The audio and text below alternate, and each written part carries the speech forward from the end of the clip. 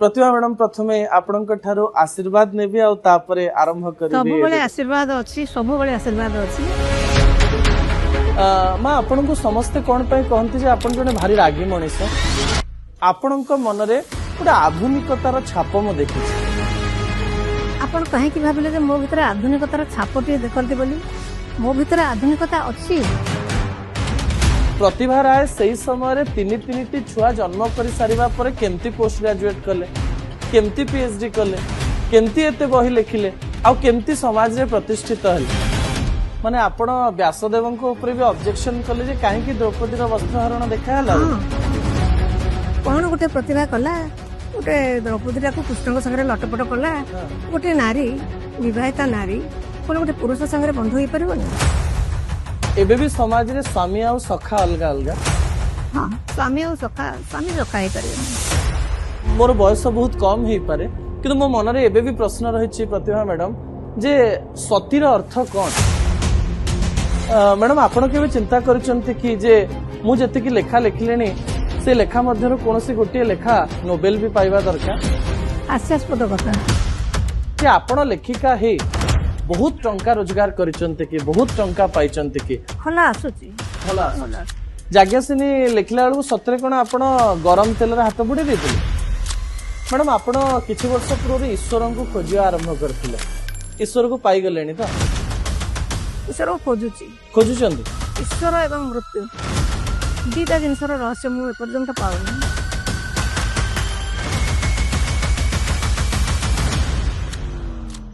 नमस्कार news desk interview रो आउ गोटे अध्याय को आपण माननकु स्वागत करुछि मो मानस जन्म और मृत्यु मध्यरे थिबा समय को जीवन कहा जाए जीवन रे बहुत कम लोक अछंती जे विभिन्न चरित्र रे जियंती आज न्यूज रूम रे जे अतिथि रहिचंती से निजको केतेबेले अर्धनारीश्वर कहंती केतेबेले निजको महिला कहंती केतेबेले निजको पुरुष कहंती एवं विभिन्न चरित्र रे जी थिबा बळी जणे मनुष्यटी पद्मभूषण एकमात्र मूर्ति देवी पुरस्कार पाइथिबा ज्ञानपीठ पुरस्कार पाइथिबा केंद्र साहित्य एकाडेमी पुरस्कार पाइथिबा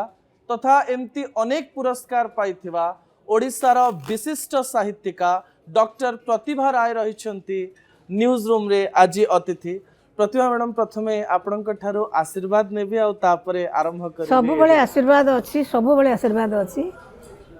यशस्वी भव केमती अछंती भलो अछि मैडम डाकिबे ना कोन डाकिबे आपण मते समस्या आजकल मां डाकुछंती मां डाकिबे मां गोटे कथा बुझिया पई चेष्टा करिवि सुस्थ अछंती त सुस्थ अछंती आपण को मो 82 वर्षर जणे सुस्थ एवं यौवन को एबे भी जी पारुथुआ मनुष्य कहि परिबि कि नै निश्चय कहि परिबि मो भितरे बसंत ऋतुटा अछि हां आपणक भितरे एबे भी बसंत ऋतु अछि चिर बसंत न रहले सेते फूल फुटिबो कोठी पत्र हलिबो कोठी चढ़ेटी बसिक कुहू गाइब केमिति तेणु तुमको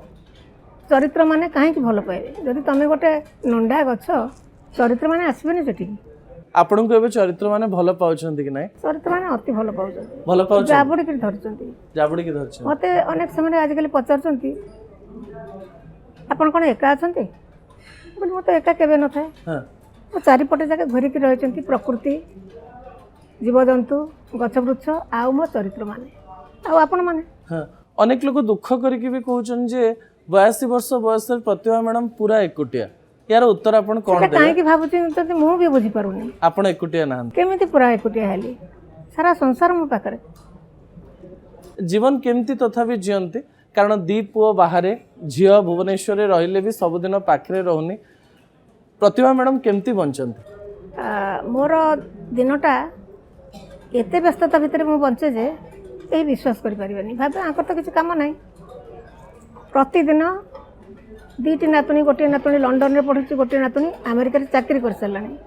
आ गोटे नाती अछि बेंगलोर रे तीन जन संगे मु प्रतिदिन कथा कहे प्रतिदिन नाती नातुणी कथा संगे कथा हुए ओ माने मध्य मो संगे प्रतिदिन कथा होंती से तो अलगा कथा मोर घर सफा रहइबो सब रहइबो आ गोटे बगीचा बड़ बगीचाटी अच्छी 3टी कई पोखरी अच्छी ताकू मु निजे जत्न निए आउ किसी समय बगीचार काटे तापर मोर 2टी पिला आसती काम करने को गोटे सकाଳେ गोटे सन्धार ओडिया डीटीपी मुझे सकाଳେ जनक पाखे बसे 3 घंटा सन्धार जनक पाखे बसे 2 घंटा 5 घंटा गला ये 5 घंटा आप प्रतिदिन काम कर बस रहे मोर बसार किसी असुविधा न थाए मुझे एकाधिक क्रमे बसी पारि 10 घंटा तेणु से तक असुविधा एपर्यंत है भगवान दयारू ताले आपण बिल्कुल एकुटिया ना ना जो दिन एका भावी से दिन मरिया को आरंभ करी आपण एबे भी बंचुछ एबे भी बंचुची भलरे बंचुछ एवं जीवन ठार सुंदर आ मो पे कहीं नहीं प्रियतम भी कहीं नहीं तेणु दुख को जाबुड़ी धरी ता भितर जदि आम अमृत बाहर करूँ ताहले जाइए आम बंचिलु ठीक बंचिलु बोली भावे माँ आपण को समस्ते कौन पे कहती जे आपण जने भारी रागी मनीष आपण भारी क्रोधी मनीष मु बुझीपारुनी कहीं यही प्रश्नटी मत समस्ते पचारती मु कौन क्रोधी भाया दिसे ना कहीं भावती किंतु गोटे अनेक समय जेते लोक कहती जे ये देखिकी कथा हेबे केतेबेले भी रागी जाई पारंती ये आश्चर्य यहाँ कौट ये थीओरीटा को कौटी से बाहर कले मु बुझीपारुनी मत अनेक लोक एक कहले आ भी अनेक लोक कौन करती मो घर को जो आसती प्रथम टी हुशियारी कथबार्ता करती मोर जो देखती सहज भाव मो घर को जड़े आसी मैंने पुटे आसी कि झीटे आसी मुझे भाव में कथबार्ता करे स्नेह आदर करे से कहते आम कहीं आपको डरुलु एक कहीकि जाती आम वृथारे भय कर एत दिन आसी नुलु खाली खालीटारे के कहितबे ना किछि एमती घटना हेछि किछि अन्याय आपण सही पारि न पूरी घटना हेतिबो हां तापरे पब्लिक सर्विस कमिशन ऑफिस रो जो घटनाटे हेतिबो तार माने अन्याय प्रतिरोध करे हां कौन से अन्याय कौन से कपटता कौन से करप्शन याकू मु प्रश्रय दिएनी सेठी मु पछे केस रे पड़े जहा हुए मु तुंड खोली दिया ता माने कोन क्रोधी क्रोधी नहंती आपण ना ना ना आपण हसंती खुशी रहंती सब बहुत हसे पिलांका भली हसे हां मैडम एई बयस रे आपण सबु प्रकार रो चरित्र को बंची पारंती निश्चय गोटे 16 वर्षर झियर जौवन को बुझी पारंती आ ओ भीतर 16 वर्षर झियटी अछि ना एबे भी अछि प्रति वर्षर लोक अछन मो भीतर कर्ण अछंती द्रौपदी अछंती आ जो माने पढ़ी मोर मग्नमाटी उद्धव मंगवाले भी मो भीतर अच्छी ता झील गिरिमा भी मो भीतर अच्छी अनेक चरित्र को बंचुथिबा मनीषटी केबे वृद्ध किंबा वृद्धा हुए वृद्ध किंबा वृद्धा हेबो नाही केबे निसंग हेबो नाही कि एकाकी हेबो नाही जो माने भाबुचंदी आहा प्रतिभाराय एका हे गले प्रतिभाराय एका नुहंती भाबिबा उचित जे प्रतिभाराय आदौ एका नुहंती प्रतिभाराय चरित्र को बंचुचंती समस्त जीवन को बंचुची आ साहित्य माने जीवन साहित्य करुच्ची माने मो जीवन सहित मजिकी रही केवल मो जीवन नुह समस्त जीवन आ मो पृथ्वी को भल पाए मनीष को भल पाए पशुपक्षी को भल पाए आ चरित्र मान को भल पाए किंतु अन्याय प्रतिवाद करे प्रतिभा मैडम जेते बेले आपण को मु सुनिची किंबा आपण को किछि पढ़िची सेही समय रे आपण को मन रे गोटे आधुनिकतार छाप मु देखिछि गोटे रक्षणशीलतार बहुत दूर रे थाए साड़ी पिंधुथुवा पाट पिंधुथुवा सिंदूर लगौथुवा जने महिला ए रक्षणशीलतार एते आगु को केमती गला आपण कहीं भाविले जे मो भीतर आधुनिकतार छापटी देखती बोली मो भीतर आधुनिकता अच्छी पिलादिन मो बापा भीतर आधुनिकता थिला मो बापा कहते मो झील पायलट हम से समय मु साइकिल चढ़ुली गाँव में तापर गाड़ी चलई 25 वर्ष सहर में 25 वर्ष ड्राइविंग कटक भुवनेश्वर ड्राइविंग कर 25 वर्ष स्टार्ट करते आंबासेडर रु तेणु रक्षणशीलता मो भीतर नहीं गोटे कथा ये कहबी गोटे हूँ परंपरा आ गोटे हूँ प्रगति बा आधुनिकता परंपरार सब गुड़ा खराब नहीं परंपरार केते रूढ़िवाद अच्छी ताकू त्याग करिया को हबो किंतु परंपरा भितर जो मूल्यबोधटी अच्छी ताकू त्याग करवाटा आधुनिकता नहीं मु थरे थरे जेतेबेले आपन को सुने मु बुझी पारे नाही आपण आस्तिक ना नास्तिक आपण केतेबेले कहंती जगन्नाथ मंदिर जाओनी आपण केतेबेले कहंती जे आमे ई परंपरा को नेकरी धूप दीप देकरी कोन लाभ आउ केतेबेले कहंती हां मु टिके टिके परंपरा को माने केतेबेले आपण आपणक सासू को रक्षणशील कहंती आपण आस्तिक ना नास्तिक भगवान का सृष्टि को आपण विश्वास करते ना करते नहीं विश्वास करे हाँ। विश्वास करे एक कथा नुहे मु जगन्नाथ मंदिर जाए आपण मो घरे पशिला मात्र दुआर मुहर प्रति घरे देखिबे जगन्नाथ तेणु जगन्नाथ मो भितर अछंती कारण पिला भितर हाँ। पिला दिनर से जगन्नाथ टी मो भितर अछंती का भितर नहीं प्रत्येक ओडिया भितर जगन्नाथ बसिचंती हृदय रे मो हृदय रे अछंती किंतु आस्तिक माने नुहे जे मु हिंदू मु मुसलमान घरे खाइबिनी मु मुसलमान घरे खाए हाँ। आपण मुसलमान घरे एबे भी खाते एबे भी खाइबी हाँ। मो शाशु से दृष्टि रक्षणशीला थिले आउ किंतु तांको मु माने तांकर रक्षणशीलता तो तांकर दोष नुहे तांकर समयर दोष हाँ। तेणु सी जदि कहते ता घर को जीवनी ता घरे खाइबुनी ताहले मु तांको भूल बुझेनी मु भावे जाने मु तांको कहे हाँ मु खाइनी हाँ। किंतु बेले बेले खाई दे आसते जो छोट पिला झील थरे आसी कहला आम अमुक मियाँ घरे खाई आसिलु कहीदेले प्रतिभा मैडम आपण जीवन को जिते बड़े अति पाखरु मु देखुली टे छोट बेलू आरंभ करी जी मुझे शुणिली आपण विषय आपण कुआडे पंचम आउ षष्ठ श्रेणी कविता लिखा आरंभ कले कि छोट बेलू एबे पर्यंत अंधार को कुआडे आपण भारी डरती एबे भी लाइट लगे घरे शुंते एक कथा सत कि जड़े एते साहसी महिला एबे भी घरे लाइट लगे कहीं शुए अंधार को केजाणी कहीं डरे अंधार को डरे लाइट अंधार भीतर आपण चरित्र पांतिनी बोध नहीं अंधार भीतर चरित्र गुड़ा जल जल दुसंती किंतु भयंकर जिनस भी जल जल दुसे मु भावे कौन कि अंधार भीतर मु शोईथिबी जदि कहीं गोटे आसी मो पाखरे ठिया हे गला मु तो देखि परिबिनी ताको सेटा भय जदि होटेल रे जाई रहउची विभिन्न होटेल रे जाउची मु 30-35टा विदेश को यात्रा करिछि सेठी बड़ बड़ होटेल मानक रहिछि किंतु लाइट जळियो राति रे आपण सब बेले लाइट जळे सो लाइट काहे कि ना चरित्र जदि देखा न जीव आपण कष्ट हो आ मोर तो एमती कहया गले गोटे 1:30 जाय मोर पढुथाय लेखुथाय हां सब बेले लेखुथाय बोली कहबिनी निश्चय पढुथाय आ मोर बेड टाको तो देखिबे गोटे बेड रे बही पत्र गदा है आ गोटे बेड रे मु सुए आपण सोचंदी आ अंधार को डरुथुवा जणे महिला जणे छोट झियो ए पंचम षष्ठ श्रेणी एते बड़ साहस केमती कला प्रथम साहस है मु तो अंधार को डरे आम बगीचारे मल्ली फुटे बहुत मल्ली फुटे टगर भी फुटे जह्न राति होता चपचपिके अंधार था राति तो डराए पिलादिने सेटा किसी अंधार किसी आलुओ एमती थिला कहीं जाने हठात कबाट खोली बाहर को चली आसली एते सुंदर बास्ना है फूलर फूल पाखु चलीगली देखिली सब से अंधार भीतर तारा फुटिला भाया फुटी मो भय कुआड़े दूरे होगला मुझे अंधार भीतर ठिया रही और आसिक कविता लिखिली परदिन तेणु अंधार भीतर मु कविता पाई पंचम और षष्ठ श्रेणी आपन कोन बुझी सारथिले जे कविता एमती लिखा जाए ना गारो गारो गारी देले गारो गारी देली आ से कविता फास्ट जाई काहा को देखैले काहा को देखैलिनी काहा को देखेना मु भाबिली जे मु बापा को चकित कर देबी हां गोटे बापा को गोटे चकित कर देबी बापा को कहलिनी काहा को कहलिनी मीना बाजार को पठेली मीना बाजार को पठे देले 4टा 5टा पठेला परे भी मीना बाजार बाहरला नाही सब भाबिली बोध मो शब्द गुड़ा सरल हो जाउची मोर कष्टिया शब्द मो पाखे नाही सब डिक्शनरी आनली से डिक्शनरी कष्ट शब्द गुड़ा बाछी कविताटी लिखिली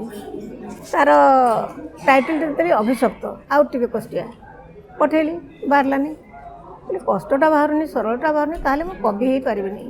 जणे सार को इतिहास शिक्षक अभिलाष नायक बोली मु तांग घरे माने सार को कहली सार गोटे कथा कहबी ना कौन बापा को लुचे गोटे काम कर ना कौन बापा को लुचे कलु बोली कविता लिखुचे से होनी एते पठेली ना केतरा पठेछु बोली 5टा पठेछि ना 100टा पठेली 100टा पठेबा भितर जदि न बाहरिला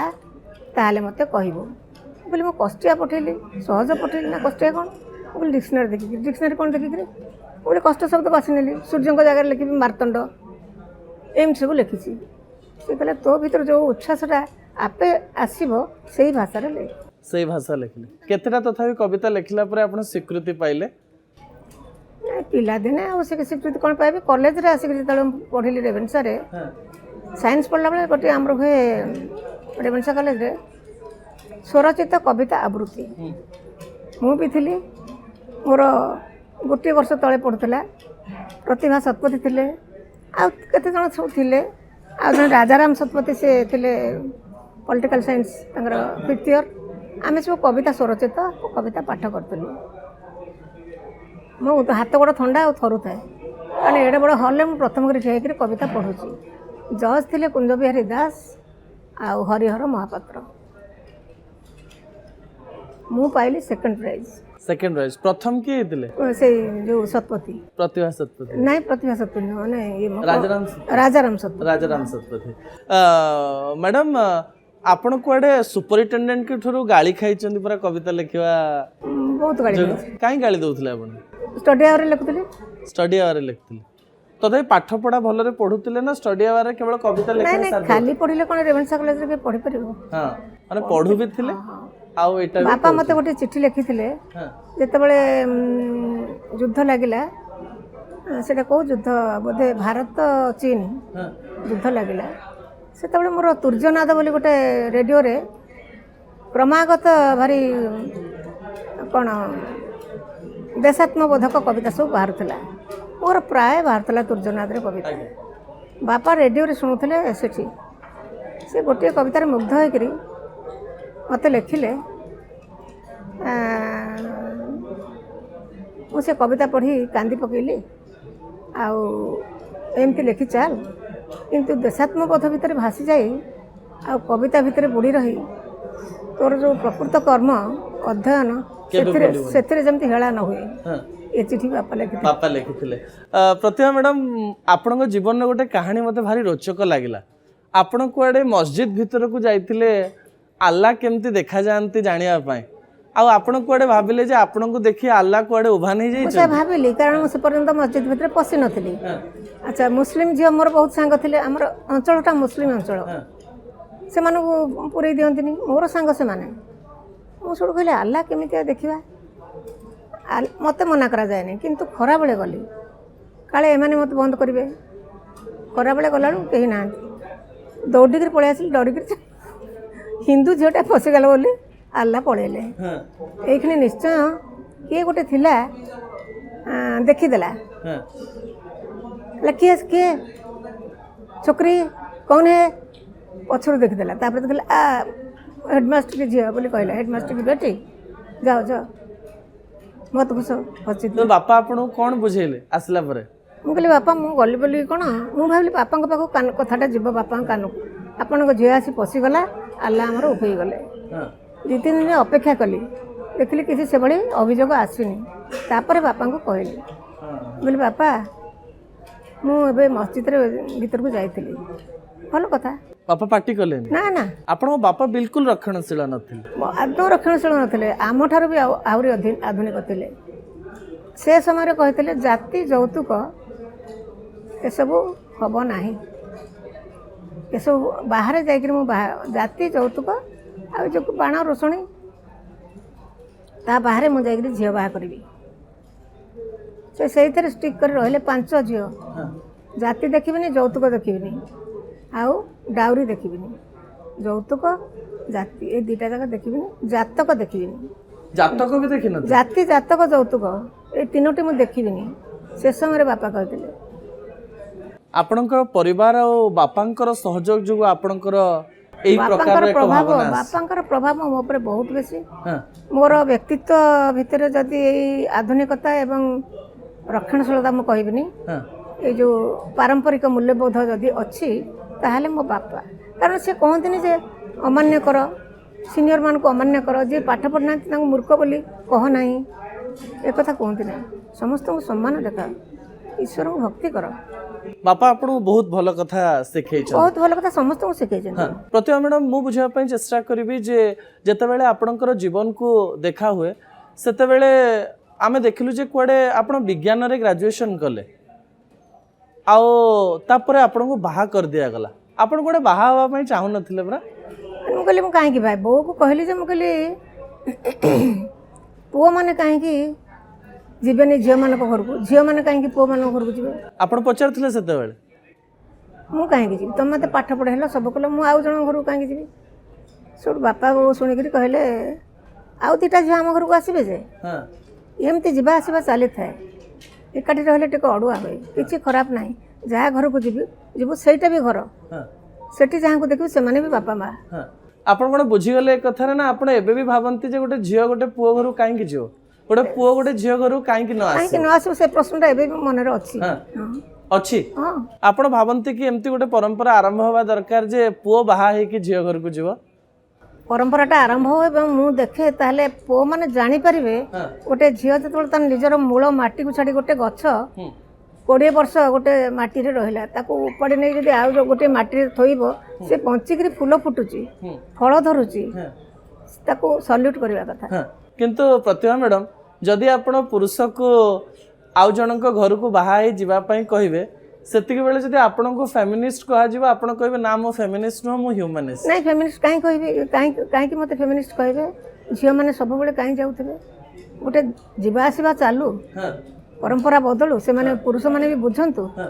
किंतु किंतु हम समाज झियो को बहु कहबा और पुओ को घर जोया कहबो जे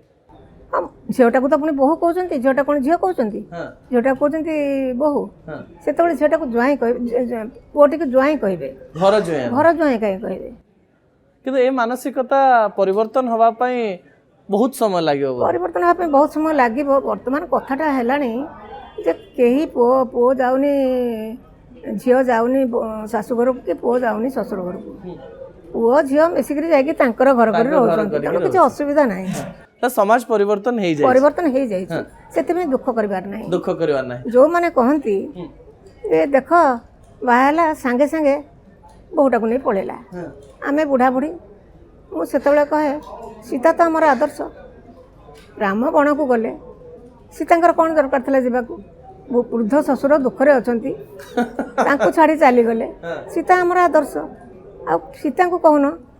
आ झील मान कहीं कह माने सीता जदि स्वामी सहित जाई परला सासु ससुर को छाड़ी माने आज पुओ बहु जदि घर छाड़ी चली गले किछि असुविधा नहीं किछि दोष नहीं ओके किछि दोष नहीं प्रथम मैडम ए चिंताधारा को आपण को प्रकार चिंताधारा कहंते ए प्रकार केवल युक्ति संगत कथा युक्ति नुहे एटा जीवनर शैली ए जीवन शैली हेले खूब भल आपण देखुचंती जो माने बापा मां पाखे रहउचंती तांको जीवनटा एते मुक्त भाव से बंची पारना असुविधा हो प्रतिभा मैडम आपणकर बाहागर बेले कुआडे आपण स्वामी घर कविता आपन को लिखा दि जाइला आपण कहले से माने कोन बाहा न होणु मते निर्देश देलेनी लिखिथिला आपण लिखिथिली बाध्य बो राण पकेला बोर राणटा हमर राम बाण ओके राण को मानुथिला राण पकेदेला जे मो राणटी एटा कर करियो को बाध्य प्रतिवाद करूथिले किंतु जिद्दी करू नथिले नहीं जिद्दी थिला ना जिद्दी थिला भल कथारे जिद्दी थिला राणटा किंतु मानुथुलु बो राण पकेदेला माने आपण काम करि बो राण पकेला मु लिखिली तापरे आम घरर कविता लेखा हबो नाही बोली मु कहि देली लेखा हबो नाही बोली कहि गोटिए लेखा हबो जहा बोली जहा लेखा हला आम घरर कविता लेखा हबो आपण कथा को समस्त मानि गले हां सेपट घर गोटे थिला निर्देश जे यही कविता जमी सब भल हम तुम घर कविता भल हेनी प्रतिभा मैडम आपण पाठ पढ़ी जाइथांती शाशु घर को कह जाए से समय प्रत्येक शाशु बहु मध्य गोटे नोक झोक चले पाटितुंड चले निर्यातना चले आपण निर्यातना से समय पाइथिले ना आपण खूब खुशी रे थिले शाशु एते भल मो भाग्य एते भल मो शाशु घर सब मनीष मो शाशु एते भल मु कोठी देखिनी मु सब बेले कहे मो शाशु भाया शाशुटी जे पाइब तार भाग्य झील भाई श्रद्धा करुले आ जदि मोर कौटी भूल भटका गोटे हो जाऊला न जानी पारू सी कहते नाई बा सी तो पढ़ुला कॉलेज रे पाठ पढ़ुला आसी बाहर ता बहुटा भी सेमती सहरी झील ताको किसी शिखेनी सी न जानिक कर जानी शुणिक एटा करनी किंतु किंतु आपण शाशु कहते जे किए जो माने अनुसूचित जाति जनजाति किछि न करंतु आपण तांको अट्टा चक्तेकरी काम करेकरी भोग कर दउथले सेरेणी से करुथली भोग बाड़ुथले माने कदली शिरणी चकुटी अनुसूचित जातिर पिला मु ता मनरे केबे दिएनी जे तू को जाति बोली पचारेनी मो घरे जे रहंती मु तांको तो जाति कौन पचारेनी कहे तुमर केते संपत्ति केते भलरे चल कि नाही केते भाई भौणी एमती पचारे केते पढ़ीचु को जाति केबे पचारे नाही केबे पचार ना प्रतिभा मैडम आपणकर जीवन को जो माने भलरे जानी नाहंती मु एई माध्यम रे जणेवा पई चाहिबी जे जो झील मैंने बारंबार कहती जे आमे बाहा हो गलु आमे चाकरी करि पारलुनी पाठ पढ़ी पारलुनी किंतु मु जेतिकी सुनिछि जे आपण विवाह करिवा परे पोस्ट ग्रेजुएट करिसंते विवाह करिवा परे बड़ बड़ बही लिखिसंते विवाह करिवा परे लेक्चरर हेइसंते पीएचडी करिछि पोस्ट डॉक्टरल रिसर्च करिछि आ पिला मानको स्कूल को पठै सरी माने प्राइमरी स्कूल को पठै सरी टिके बुझे देबे कि आजिर समाज को जे प्रतिभा राय से समय तीन छुआ जन्म कर सारिबा परे केमती पोस्ट ग्रेजुएट कले केमती पीएचडी कले केमती एते बही लिखिले आ केमती समाज रे प्रतिष्ठित हेले सेटा गोटे मो मन दुख थिला गोटे मु पाठ पढ़ी पारलिनी आगु को सेते आम घर समस्त अलाउ कले सासु भी कहले कहले तोर कौन अभाव अच्छे जे खाइबा पे तू पुणी खरार तरार जाइकरी पाठ पढ़ु जीवा आसा करतल ढेंकानाल रु कटक कहीं केमती खरा तरार जाइकरी कला काठ पड़ी गलुणी एक कथा कहती सासु मुझे बो नाई खाइबा पीवा कौन किए करे बो को बुझे दिए एते भल जे से पान खाती मते पान मो द्वारा हुएनी सेठू मत खंडे पान सबुदिन दिखती पान खंडे खा मुझे कौट रखिदे पान खाइलुनि कि पान खाइलुनि मो पचे पचे लगी मु जो दिन पान खाइबे देखिलु पान खंडे खाइबारु पेटे भल दुसुची पान खाइबु किंतु पान अभ्यासटा शाशु मोर करई पारिले नाही एते भल शाशु मु तांको पान भांगी दबा कथा से मते पान भांगी दे पान भांगी दोथिले सहयोग आपण पाइथिले हां मो शाशु पई मन रे को दिन दुख हेनी किंतु स्वामी को ऊपर क्षोभ करछन जे 7 वर्ष मते लेखिया को कहलेनी पचारलेनी से 7 वर्षर कहानी कौन थिला 7 वर्षर कहानी किछि एमिति नुह पिला तीन तो संगे संगे हो गले तीनोटी पिला तांको भीतर मु संपूर्ण माटी हो गली मु भी भूली गली जे मु लेखुतली किंतु भीतर थाए क्षोभटा थाए जे मु लेखुतली बोले माने जानि जंती मो द्वारा लेखैचंती कविता अर्थात मु आसला पर केही पचारु नाहंती जे तू काहे कविता लेखुनु ए गोटे धाड़ी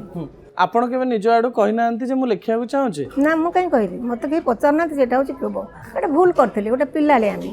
भाबिली जे 7 वर्ष जीवन रो काहे नष्ट करली एते जंजाल भीतर जब लिखि पारुची तीन पिला को सोई पके गिरबी मु लिखि परथा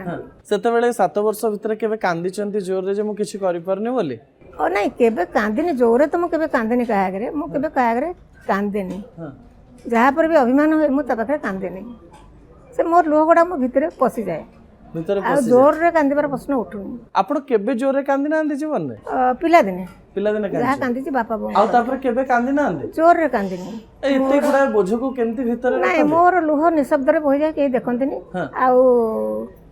कहा आगे मो लोह मु देखाएनी कहा आगे लोह बोहेबो को आपण मन दुर्बलता भाबंते दुर्बलता भाबेनी मु भाबे जे एटा मोर मु एठी एडजस्ट करि परनी बोली काहे कि ताहा को जानिबा को देबी लोक सिखंतु टिके टाण होंतु किंतु लोहटा भगवान आखिरे देइचंती मनुष्य को दुखर मुक्ति देवा पे लुह रहिबा दरकार लुह न रहिले मनुष्यर मुह रुक्ष हो जाए आजिकल जो केतकर आखिरु लुह सुखी जाउची ट्रीटमेंट कराई लुह सृष्टि करा होस तांका आखिरे तेणु लुहटा भारी साहाय्य करे लोहटा रहिबा दरकार लोहटा रहिबा दरकार किंतु सेटा लोहटा समस्त देखिबा दरकार नाही तापरे लेखिबा यात्रा मध्यरे प्रथम लेखा बधे कोन थिला वर्षा बसंत बैसाख प्रथम उपन्यास वर्षा बसंत बैसाख से बहिटी एबे भी बेस्ट सेलर हां चली छी एबे भी चली छी कोन भाबी कि लिखितिले वर्षा बसंत बैसाख किछि भाबिनी सेई जो 7 वर्ष भितरे मो भितरे गोटे चली थिला कारण कॉलेज रे मु जने दे जण सांगक जीवन रे दुई जण सांगक नै मु लिखितिली गोटे चरित्र कर देथिली से भितर मोर चली थिला 7 वर्ष धरि क्षोभ जो दिन से क्षोभटा दूर हैला से दिन राति बसिली उपन्यास लिखा आरंभ कली से क्षोभटा मत बंद कर रखला जो गोटा था मोर मूर्खता बोली कह मूर्खता जाज्ञसेनी आपण केबे आरंभ कर लिखा जाज्ञसेनी जदि कहबे आपण जाज्ञसेनी बीजटी केबे बपन हला मु कहबी स्कूल रे पढुतली अष्टम श्रेणी रु गाँ यात्रा रु होउथला द्रौपदी वस्त्रहरण बापा भारी नाटक देखती से आम सिनेमा हल तो नाला बापा हरिका पछरे बसती तीन मकर मिलन 3टा पार्टी आसती यात्रा हुए बापा हरिका विचार करती ये जो है मु आगे बसुली आम पिला माने आगे बसतु मु सही पार्ली दौड़िक आसली बापा पाखक बोले बापा आप तो सब जाक अन्याय ଯାହା ହୁଏ ସମାଜରେ ତାକୁ ବିରୋଧ କରନ୍ତି। ଏଡ଼େ ବଡ଼ ଖରାପ କଥାଟା ହେଉଛି କାହିଁକି ବିରୋଧ କରୁନାହାନ୍ତି। ବାପା ହସିଲେ, କହିଲେ ଯା ଯା ଦେଖେ। ମୁଁ କହିଲି ଏଗୁଡ଼ା ଦେଖିବି, ଆପଣ ତାଙ୍କୁ ବନ୍ଦ କରନ୍ତୁ। ସେ କହିଲେ ସେଇଟାକୁ ମୁଁ କିଛି କରିପାରିବି ନାହିଁ। ନା କାହିଁକି? ଏଇଟା ବ୍ୟାସଦେବ ଲେଖିଥିଲେ ହଜାର ହଜାର ବର୍ଷ ତଳେ। ସେ ଯାହା ଲେଖିଥିଲେ ମାନେ କରୁଛନ୍ତି ଆଉ। କହିଲେ ବ୍ୟାସଦେବ ତ ଏପରି ଲେଖିବା କଥା ନୁହେଁ, ତୁ ସେ ବିଷୟରେ ଚିନ୍ତା କର ଆଉ ପଢ଼, ମହାଭାରତ ପଢ଼। ମାନେ ଆପଣ ବ୍ୟାସଦେବଙ୍କ ଉପରେ ବି ଅବଜେକ୍ସନ କଲେ ଯେ କାହିଁକି ଦ୍ରୌପଦୀର ବସ୍ତ୍ରହରଣ ଦେଖାହେଲା? ହଁ, କାହିଁକି ଏଭଳି ଗୋଟେ କଥା କଲେ? ଅବଶ୍ୟ ଗୋଟେ ଲେଖକ ଲେଖିବ, କାହିଁକି ନା ବର୍ତ୍ତମାନ ଯାହା ଘଟୁଛି ଆମର ସମାଜରେ ତାକୁ କ'ଣ ତେବେ ଲେଖିବନି? ଏ ଯେଉଁ ଘଟଣା ସବୁ ଘଟୁଛି, ମୋର ଗୋଟେ ଗଳ୍ପ ଅଛି, ଯଦି ଆପଣମାନେ ପଢ଼ିବେ ସେଇଟା ହେଉଛି ରକ୍ତଶଯ୍ୟା। ମୁଁ ତାକୁ ବର୍ଣ୍ଣନା କରୁନି ଏଠି। ଏଇ ଯେଉଁମାନେ ସବୁ କରୁଛନ୍ତି ବଳାତ୍କାର, ତାରି ବିରୁଦ୍ଧରେ ମୁଁ ସେ ଗପଟା ଲେଖିଥିଲି। ତାକୁ ନେଇକିରି ଇରାନ ଆଉ ପାକିସ୍ତାନରେ ଆଇନ ବି ଆସି ସାରିଲାଣି ଯେ ଆପଣ ରକ୍ତଶଯ୍ୟାରେ ଯାହା ଲେଖିଛନ୍ତି, ଯାହା ହବା ଦରକାର, ତାକୁ ନେଇ ଆଇନ ଆସିଛି। ମୁଁ ପଢିଛି। ଆଚ୍ଛା ଆଚ୍ଛା, ମୁଁ ସେଥିପାଇଁ କହିଲିନି। ସେତେବେଳେ ଅନେକ କହିଲେ ଇଏ ତ ଅତିରିକ୍ତ ମାନେ କ'ଣ ବୋଲ୍ଡ ହେଇଯାଉଛି ଆଉ। ମୁଁ କହିଲି ଏଇ ଜାଗାରେ ବୋଲ୍ଡ ହେବାକୁ ପଡ଼ିବ। ଆପଣ ସତରେ ବୋଲ୍ଡ କି ନାହିଁ? ବୋଲ୍ଡ, ବହୁତ ବୋଲ୍ଡ। ମୋ ପିଲାମାନେ ବି ଜାଣନ୍ତି। ଆପଣ ପିଲାମାନେ ବି ଜାଣନ୍ତି। ପ୍ରତିଭା ମ୍ୟାଡ଼ାମ୍, ଯାଜ୍ଞସେନୀ ଆପଣ ଯେତେବେଳେ ଲେଖିଲେ, ଯାଜ୍ଞସେନୀକୁ ମୁଁ ବହୁତ କମ୍ ବୟସରେ ପଢ଼ିଛି। ମୁଁ ଯାଜ୍ଞସେନୀରେ ଅନେକ ଜିନିଷ ଖୋଜୁଥିଲି, ଆଉ ମୁଁ ଦେଖିଲି ଯେ ମୁଁ ସେ ପର୍ଯ୍ୟନ୍ତ ଚିନ୍ତା କରିପାରିବିନି ଆପଣ ଯାହା ଲେଖିଛନ୍ତି। ଆପଣ ସେଥିରେ 5 ଜଣ ସ୍ୱାମୀ ଥିବା ଦ୍ରୌପଦୀକୁ ବର୍ଣ୍ଣନା କରିଛନ୍ତି, କୃଷ୍ଣଙ୍କ ସହଯୋଗକୁ ବର୍ଣ୍ଣନା କରିଛନ୍ତି, କର୍ଣ୍ଣଙ୍କ ସହିତ ଥିବା ଭାବକୁ ବର୍ଣ୍ଣନା କରିଛନ୍ତି। ଆପଣଙ୍କୁ ଅନେକ ଚରିତ୍ର ଏଇଥିପାଇଁ ଆକର୍ଷିତ କରେ କି କାରଣ ସେଇ ଚରିତ୍ରକୁ ଟିକେ ଚାପି ଦିଆଯାଇଛି? କର୍ଣ୍ଣ ଆପଣଙ୍କୁ ଅଧିକ ଆକର୍ଷିତ କରିଛି? କର୍ଣ୍ଣ ହେଉଛନ୍ତି ମୋ ଭିତରେ ଗୋଟେ ଦରଦ। ସେ ମୋ ଭିତରେ ଗୋଟେ ଦରଦ ହିଁ ରହିଛନ୍ତି। ଏତେ ଭଲ ଚରିତ୍ର କିନ୍ତୁ ଏତେ ମିସଅଣ୍ଡରଷ୍ଟୁଡ୍। ତାଙ୍କର ଯାହା ପାଇବା କଥା ପ୍ରାପ୍ୟ ସେ ପାଇପାରେ ନା। କିନ୍ତୁ ସେଥିରେ କ'ଣ ତାଙ୍କର କିଛି ଭୁଲ ନଥିଲା? କ'ଣ ଭୁଲ ଥିଲା? ଏହା ଭୁଲ ଥିଲା ଯେ ତାଙ୍କ ପଛରେ ଗୋଟେ ରୟାଲ ଇଏ ନଥିଲା, ପାଟ୍ରୋନେଜ ନଥିଲା, ସୁତପୁତ୍ର ଥିଲେ। ଏହା ତ ଆଉ କ'ଣ, ଆଉ ଭୁଲ କ'ଣ? କିନ୍ତୁ ତାଙ୍କ ପାଖରେ ଯେଉଁ ବିଦ୍ୟା ଥିଲା ତାକୁ ସେ ସମାଜ କଲ୍ୟାଣରେ ନ ଲଗେଇ ତାଙ୍କ ବନ୍ଧୁଙ୍କ ସହିତ କାହିଁକି ପଳେଇଲେ? ସେ ବନ୍ଧୁକ ମାନେ ଏମାନଙ୍କ ସାଙ୍ଗରେ ଦୁର୍ଯ୍ୟୋଧନଙ୍କ ସହିତ ବନ୍ଧୁତାର ମଧ୍ୟ ସେ ମୂଲ୍ୟ ବୁଝିଥିଲେ। ସତ୍ୟ ବନ୍ଧୁତା ମାନେ ବନ୍ଧୁତା, ସେ ଅତୁଟ। ଲୋଭରେ ତାଙ୍କ ପଟକୁ ଚାଲିଥିଲେ। କିନ୍ତୁ କୃଷ୍ଣ କହିଲେ ଯେ ସେ ଅଧର୍ମ ସହିତ ଥିଲେ, ସେ ଭୁଲ କରିଥିଲେ। ଅଧର୍ମ ସହିତ ସେ ଜାଣିଛନ୍ତି ମୁଁ ଅଧର୍ମ ସହିତ ଅଛି, ଏହାର ଫଳାଫଳ ଖରାପ, କିନ୍ତୁ ମୁଁ ଯେହେତୁ ତା ସାଙ୍ଗରେ ବନ୍ଧୁତା କରିଛି ତାକୁ ଛାଡ଼ି ଯିବିନି। ସେ ବି ଗୋଟେ ଜିଦିଆ ଲୋକ। ସେ ବି ଭୁଲ କରିଛନ୍ତି। ହଁ, ଏକରକମ ସେବାଟେ ଆମ ଦୃଷ୍ଟିରେ ଭୁଲ, ତାଙ୍କ ଦୃଷ୍ଟିରେ ଠିକ୍। ବଞ୍ଚିବି ବୋଲି ମୁଁ ବନ୍ଧୁକୁ ଛାଡ଼ି ଚାଲିଯିବି, ସେଟା ସେ କରିନି। କିନ୍ତୁ ଆପଣଙ୍କ ଭାଷାରେ ଏଇ କଥା ମୁଁ କହିବିନି କି ଯେ କର୍ଣ୍ଣଙ୍କୁ ଟିକେ ଆଡଜଷ୍ଟ କରିବାର ଥିଲା?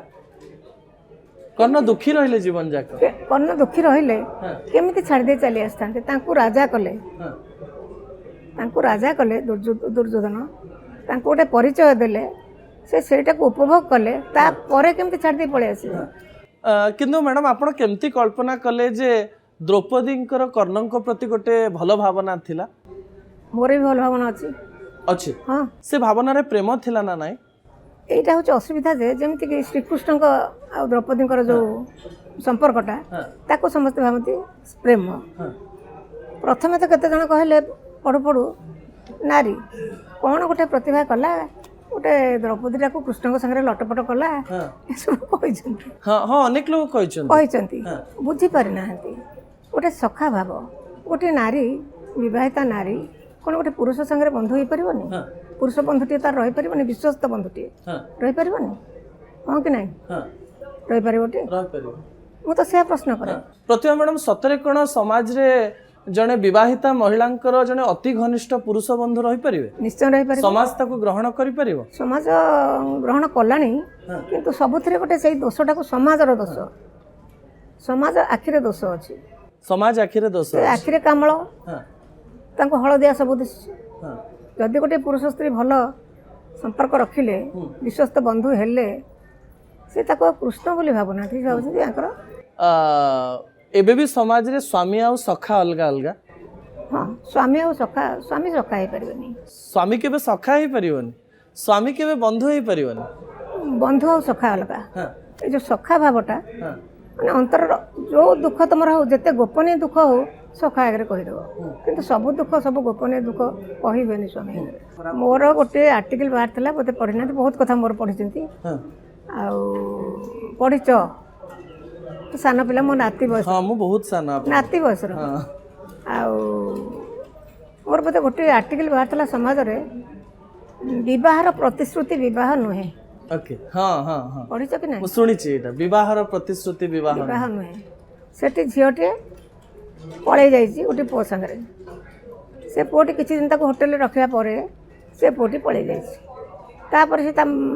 ଭଉଣୀକି କହିଛି, ଭଉଣୀ ଆସିକିରି ମିଡ଼ିଆ ବାଲାଙ୍କୁ ଡାକିକିରି ତାକୁ ତୁମେ ଇଏ କର, ସେ ତାକୁ ବଳାତ୍କାର କଲା, ଜବରଦସ୍ତ ନେଇ ଆସିଲା, ବଳାତ୍କାର କଲା ଆଉ ତାକୁ ଦିଆଯାଉ ପନିସମେଣ୍ଟ। ଆମର ବହୁତ ସବୁ ସଂସ୍ଥା ଅଛି ନାରୀ ସଂସ୍ଥା, ସେମାନେ ବି ପଳେଇ ଆସିଲେ କହିଲେ ତାକୁ ଫାଶୀ ଦିଅ। ମୋର ଭାରି ପ୍ରତିକ୍ରିୟା ହେଲା। ମୁଁ କହିଲି 7 ଦିନ ଯେତେବେଳେ କବାଟ ବନ୍ଦ କରି ରହିଲୁ ଆସିକି ତ ଖାଉଥିବୁ ପୁଣି ହୋଟେଲରେ, ସେତେବେଳେ ବଳାତ୍କାର କରୁନଥିଲା, ଯେତେବେଳେ ପଳେଇଲା ଆଉ ଫୋନ୍ ଧରିଲାନି ସେତିକିବେଳେ ବଳାତ୍କାର ହେଲା। କାହିଁକି ପଳେଇ ଆସିଲା ନା ବିବାହର ପ୍ରତିଶ୍ରୁତି ଦେଇ ସେ ଏଭଳି କଲା। ସେଇଠି ମୁଁ ଲେଖିଛି ବିବାହର ପ୍ରତିଶ୍ରୁତିଟା ବିବାହ ନୁହେଁ। ପ୍ରତିଭା ମ୍ୟାଡ଼ାମ ମୋର ଗୋଟେ ଦ୍ୱନ୍ଦ୍ୱ ଅଛି ଆପଣଙ୍କର ଏ କଥାକୁ ନେଇ। ଯଦି ଏତେ ଆଧୁନିକତାକୁ ଆମେ ଗ୍ରହଣ କରିବା ତାହେଲେ ଅନେକ ଗୁଡ଼ିଏ ଦୋଷୀ ନିର୍ଦ୍ଦୋଷ ହେଇଯିବେନି ତ? ଅନେକ ଗୁଡ଼ିଏ ଲୋକ ଛଳନା କରି ଚାଲିଯିବେନି ତ? ଆପଣ ଯଦି କହିବେ ଯେ ଭାବନ୍ତୁ ଗୋଟେ ପୁରୁଷ ଆଉ ସ୍ତ୍ରୀ ଲିଭିନ୍ରେ ରହିଲେ, ଉଭୟଙ୍କ ସହିତ ରହିଲେ ଏବଂ ଲିଭିନ୍ରେ ଜୀବନଯାପନ କଲେ, ଯଦି ହଠାତ୍ ପୁରୁଷର ମନ ବଦଳି ଯାଉଛି, ସେ ସ୍ତ୍ରୀଟି କିନ୍ତୁ ସେଇ ସମ୍ପର୍କରେ ରହିବା ପାଇଁ ଚାହୁଁଛି, ପୁରୁଷ ଧୋକା ଦେଇ ଚାଲିଗଲା, ସେଇଠି ସ୍ତ୍ରୀଟି ଦୁଃଖରେ ରହିବନି? ହଁ ଦୁଃଖ ହବ। ହଁ ସ୍ତ୍ରୀର ମନ ବି ବଦଳି ଯାଉଛି। ମନ ବଦଳି ଯିବା ହଉଛି। ମନ ବଦଳିବା କ'ଣ ଏତେ ସହଜ? ସ୍ତ୍ରୀର ମନ ବି ବଦଳି ଯାଉଛି। ଯୋଉଠି ଲିଭିନ୍ରେ ରହୁଛନ୍ତି ହୁଏତ ପୁରୁଷର ମନ ବଦଳି ଯାଉଛି, ସ୍ତ୍ରୀର ମନ ବି ବଦଳି ଯାଉଛି। ମନ ଉପରେ କାହାର ମାନେ ଅକ୍ତିଆର ନାହିଁ ଯେ ତୋ ମନ ବଦଳିବ ନାହିଁ। ତାଙ୍କ ପ୍ରେମଟା, ତାଙ୍କ ଆଡଜଷ୍ଟମେଣ୍ଟଟା, ତାଙ୍କ ଭିତରେ ଯେଉଁ ସମ୍ପର୍କଟା ସେଇଭଳି ଯଦି ହେଇଥାନ୍ତା ତାହେଲେ ଆଉ ଜଣଙ୍କର ମନ ବଦଳନ୍ତା ନାହିଁ। ତେଣୁ ସେମାନେ ବଦଳି ଯିବା ବରଂ ଭଲ ଏବଂ ଅଲଗା ହେଇଯିବା ଭଲ। ତାପରେ ବାହା ହେଇକିରି ବିବାହ ବିଚ୍ଛେଦ ହେବାର ଆଦୌ ଆବଶ୍ୟକତା ନାହିଁ। ବୁଝାମଣା କରି ଅଲଗା ହେଇଯିବା ଭଲ ବୋଲି ଆପଣ କହୁଛନ୍ତି, କିମ୍ବା ବୁଝାମଣା କରି ରହିଯିବା ଭଲ, କିମ୍ବା ବୁଝାମଣା କରି ଅଲଗା ହେଇଯିବା ଭଲ। ଆଉ ବୁଝାମଣା ନକରି ପରସ୍ପରକୁ ପରସ୍ପର ସନ୍ଦେହ କରି ବିଭିନ୍ନ କାରଣରେ ତାଙ୍କୁ ଦୋଷ ଦେଇ ରହିବାର କିଛି ମାନେ ନାହିଁ। ମୋର ବୟସ ବହୁତ କମ୍ ହେଇପାରେ କିନ୍ତୁ ମୋ ମନରେ ଏବେ ବି ପ୍ରଶ୍ନ ରହିଛି ପ୍ରତିଭା ମ୍ୟାଡ଼ାମ ଯେ ସତୀର ଅର୍ଥ କ'ଣ? ଆମେ ଦ୍ରୌପଦୀଙ୍କୁ ସତୀ କେମିତି କହିପାରିବା ଯେ କି 5 ସ୍ୱାମୀଙ୍କ ସହିତ ରହୁଥିଲା? ଆମେ ସତୀ କ୍ୟାରେକ୍ଟରକୁ କେଉଁ ହିସାବରେ ଦେଖିବା, କେମିତି ସତୀ କହିପାରିବା? ମୁଁ ସବୁବେଳେ କହିଛି ଯେମିତି ସତୀ ସେମିତି ଗୋଟେ ରହିବା କଥା ସତ୍ୟ ପୁରୁଷ ରହିବା କଥା କି ନାହିଁ? ହଁ ସତ୍ୟ ପୁରୁଷ ନେଇ ଆଜି ପର୍ଯ୍ୟନ୍ତ କୌଣସି ପ୍ରଶ୍ନ ଉଠିନି। ସତ୍ୟ ପୁରୁଷ ନେଇକରି ପୁରୁଷ ବହୁ ବିବାହ କରିପାରେ, ତାକୁ ସେଠି ଅସତ୍ୟ ପୁରୁଷ କୁହାଯିବନି, ଉପଯୁକ୍ତ ସ୍ୱାମୀ ବୋଲି କୁହାଯିବ। ଦ୍ରୌପଦୀଙ୍କୁ ଯୋଉଠି ସତୀ ବୋଲି ମୁଁ କହିଛି ସେଠି ତାଙ୍କୁ କାହିଁ ପ୍ରତିଦିନ ଅଗ୍ନି ପ୍ରବେଶ କରିବାକୁ? ଅଗ୍ନି ପ୍ରବେଶ ମାନେ ତମେ ଯେତେବେଳେ ଆଉ ଗୋଟେ ଦ୍ୱିତୀୟ ସେ ନିଜେ ବାହା ହେଇନାହାନ୍ତି, ତାଙ୍କୁ ବାହା କରି ଦିଆହେଇଛି ପଲିଟିକାଲ ରିଜିନ୍, ପୁରା ଷଡ଼ଯନ୍ତ୍ର। ଯେତେବେଳେ ଯାଉଛନ୍ତି ଏ ସ୍ୱାମୀ ସେଠି ଯେମିତି ପ୍ରତିବନ୍ଧକ ହେଇ ଠିଆ ନ ହୁଏ, ସେଇ ଦିନଟି ପାଇଁ ସମ୍ପୂର୍ଣ୍ଣ ଭାବରେ ଇଏ ମୋର ସ୍ୱାମୀ, ଦେହ ମନ ବାକ୍ୟ କୋଉଥିରେ ବି ସେ ସ୍ୱାମୀ। ଦ୍ରୌପଦୀ ଯୋଉ 5 ଜଣଙ୍କ ସହିତ ଯୋଉ ସମୟରେ ରହିବେ ତାଙ୍କର ହେଇଯାଏ, ସେଇଥିପାଇଁ ସେ ସତୀ। କିନ୍ତୁ ଆଜିକାଲି କ'ଣ ସେ କଥା ହେଇପାରିବ? ଜଣେ ମହିଳା 5 ଜଣ ପୁରୁଷକୁ ବିବାହ କଲା ଏବଂ ଯୋଉ ଦିନ ଯାହା ସହିତ ରହିଲା ତାର ହେଇଗଲା, ତାକୁ କ'ଣ ସତୀ କୁହାଯିବ? ତାର ହେଇପାରିବନି, ସେ ହେଇପାରିବ ନା, ତେଣୁ ସତୀ କୁହାହବନି। ଜଟିଳ ଗଣିତ। ସତୀ ଶବ୍ଦଟାକୁ ଉଠେଇଦେବା ଦରକାର। ସତ୍ୟ ପୁରୁଷ ଯଦି ନାହିଁ, ଯୋଉଠି ସତ୍ୟ ପୁରୁଷ ନାହିଁ ସେଠି ସତୀ ନାହିଁ। ନାଇଁ, ସତୀ ଗୋଟେ କ'ଣ? ଦେହକୁ ନେଇକି ତ କରୁଛ। ମୋର ଗୋଟେ ଲାଇନରେ ଲେଖିଛି, ଗୋଟେ ଉପନ୍ୟାସରେ ମୁଁ ଗାଳି ଖାଇଛି ବହୁତ ଲୋକଙ୍କଠୁ। ମୁଁ ଲେଖିଛି ଯେ ସବୁ ନାରୀ ମନରେ ଅସତୀ, ଦେହରେ ବାଧ୍ୟବାଧକତାରେ ସତୀ। ମନରେ ଅସତୀ, ଦେହରେ ସତୀ। ଏ ଭାରି ଗାଳି ବିଚିତ୍ର ଖାଇଛି, କଳ୍ପନା। ବହୁତ ଗାଳି ଖାଇଛି। ମୋତେ ଜଣେ ଗାଳି ଦେଲେ, ଲେଡି କହିଲେ କାହିଁ ସେମିତି ଖରାପ କଥା ଗୁଡ଼ା ଲେଖୁଛୁ, ସମାଜକୁ ପଥଭ୍ରଷ୍ଟ କରୁଛୁ। ମୁଁ କହିଲି କ'ଣ, ଜଣେ ବାହା ହେଇଛି ବୋଲି ତା ମନରେ କୌଣସି ପୁରୁଷ ପ୍ରତି ଆସିବନି, ଆସକ୍ତି ଆସିବନି, କେଉଁ ପୁରୁଷଟି ଭଲ ଲାଗିବନି, କାହାର ବ୍ୟକ୍ତିତ୍ୱ ଭଲ ଲାଗିବନି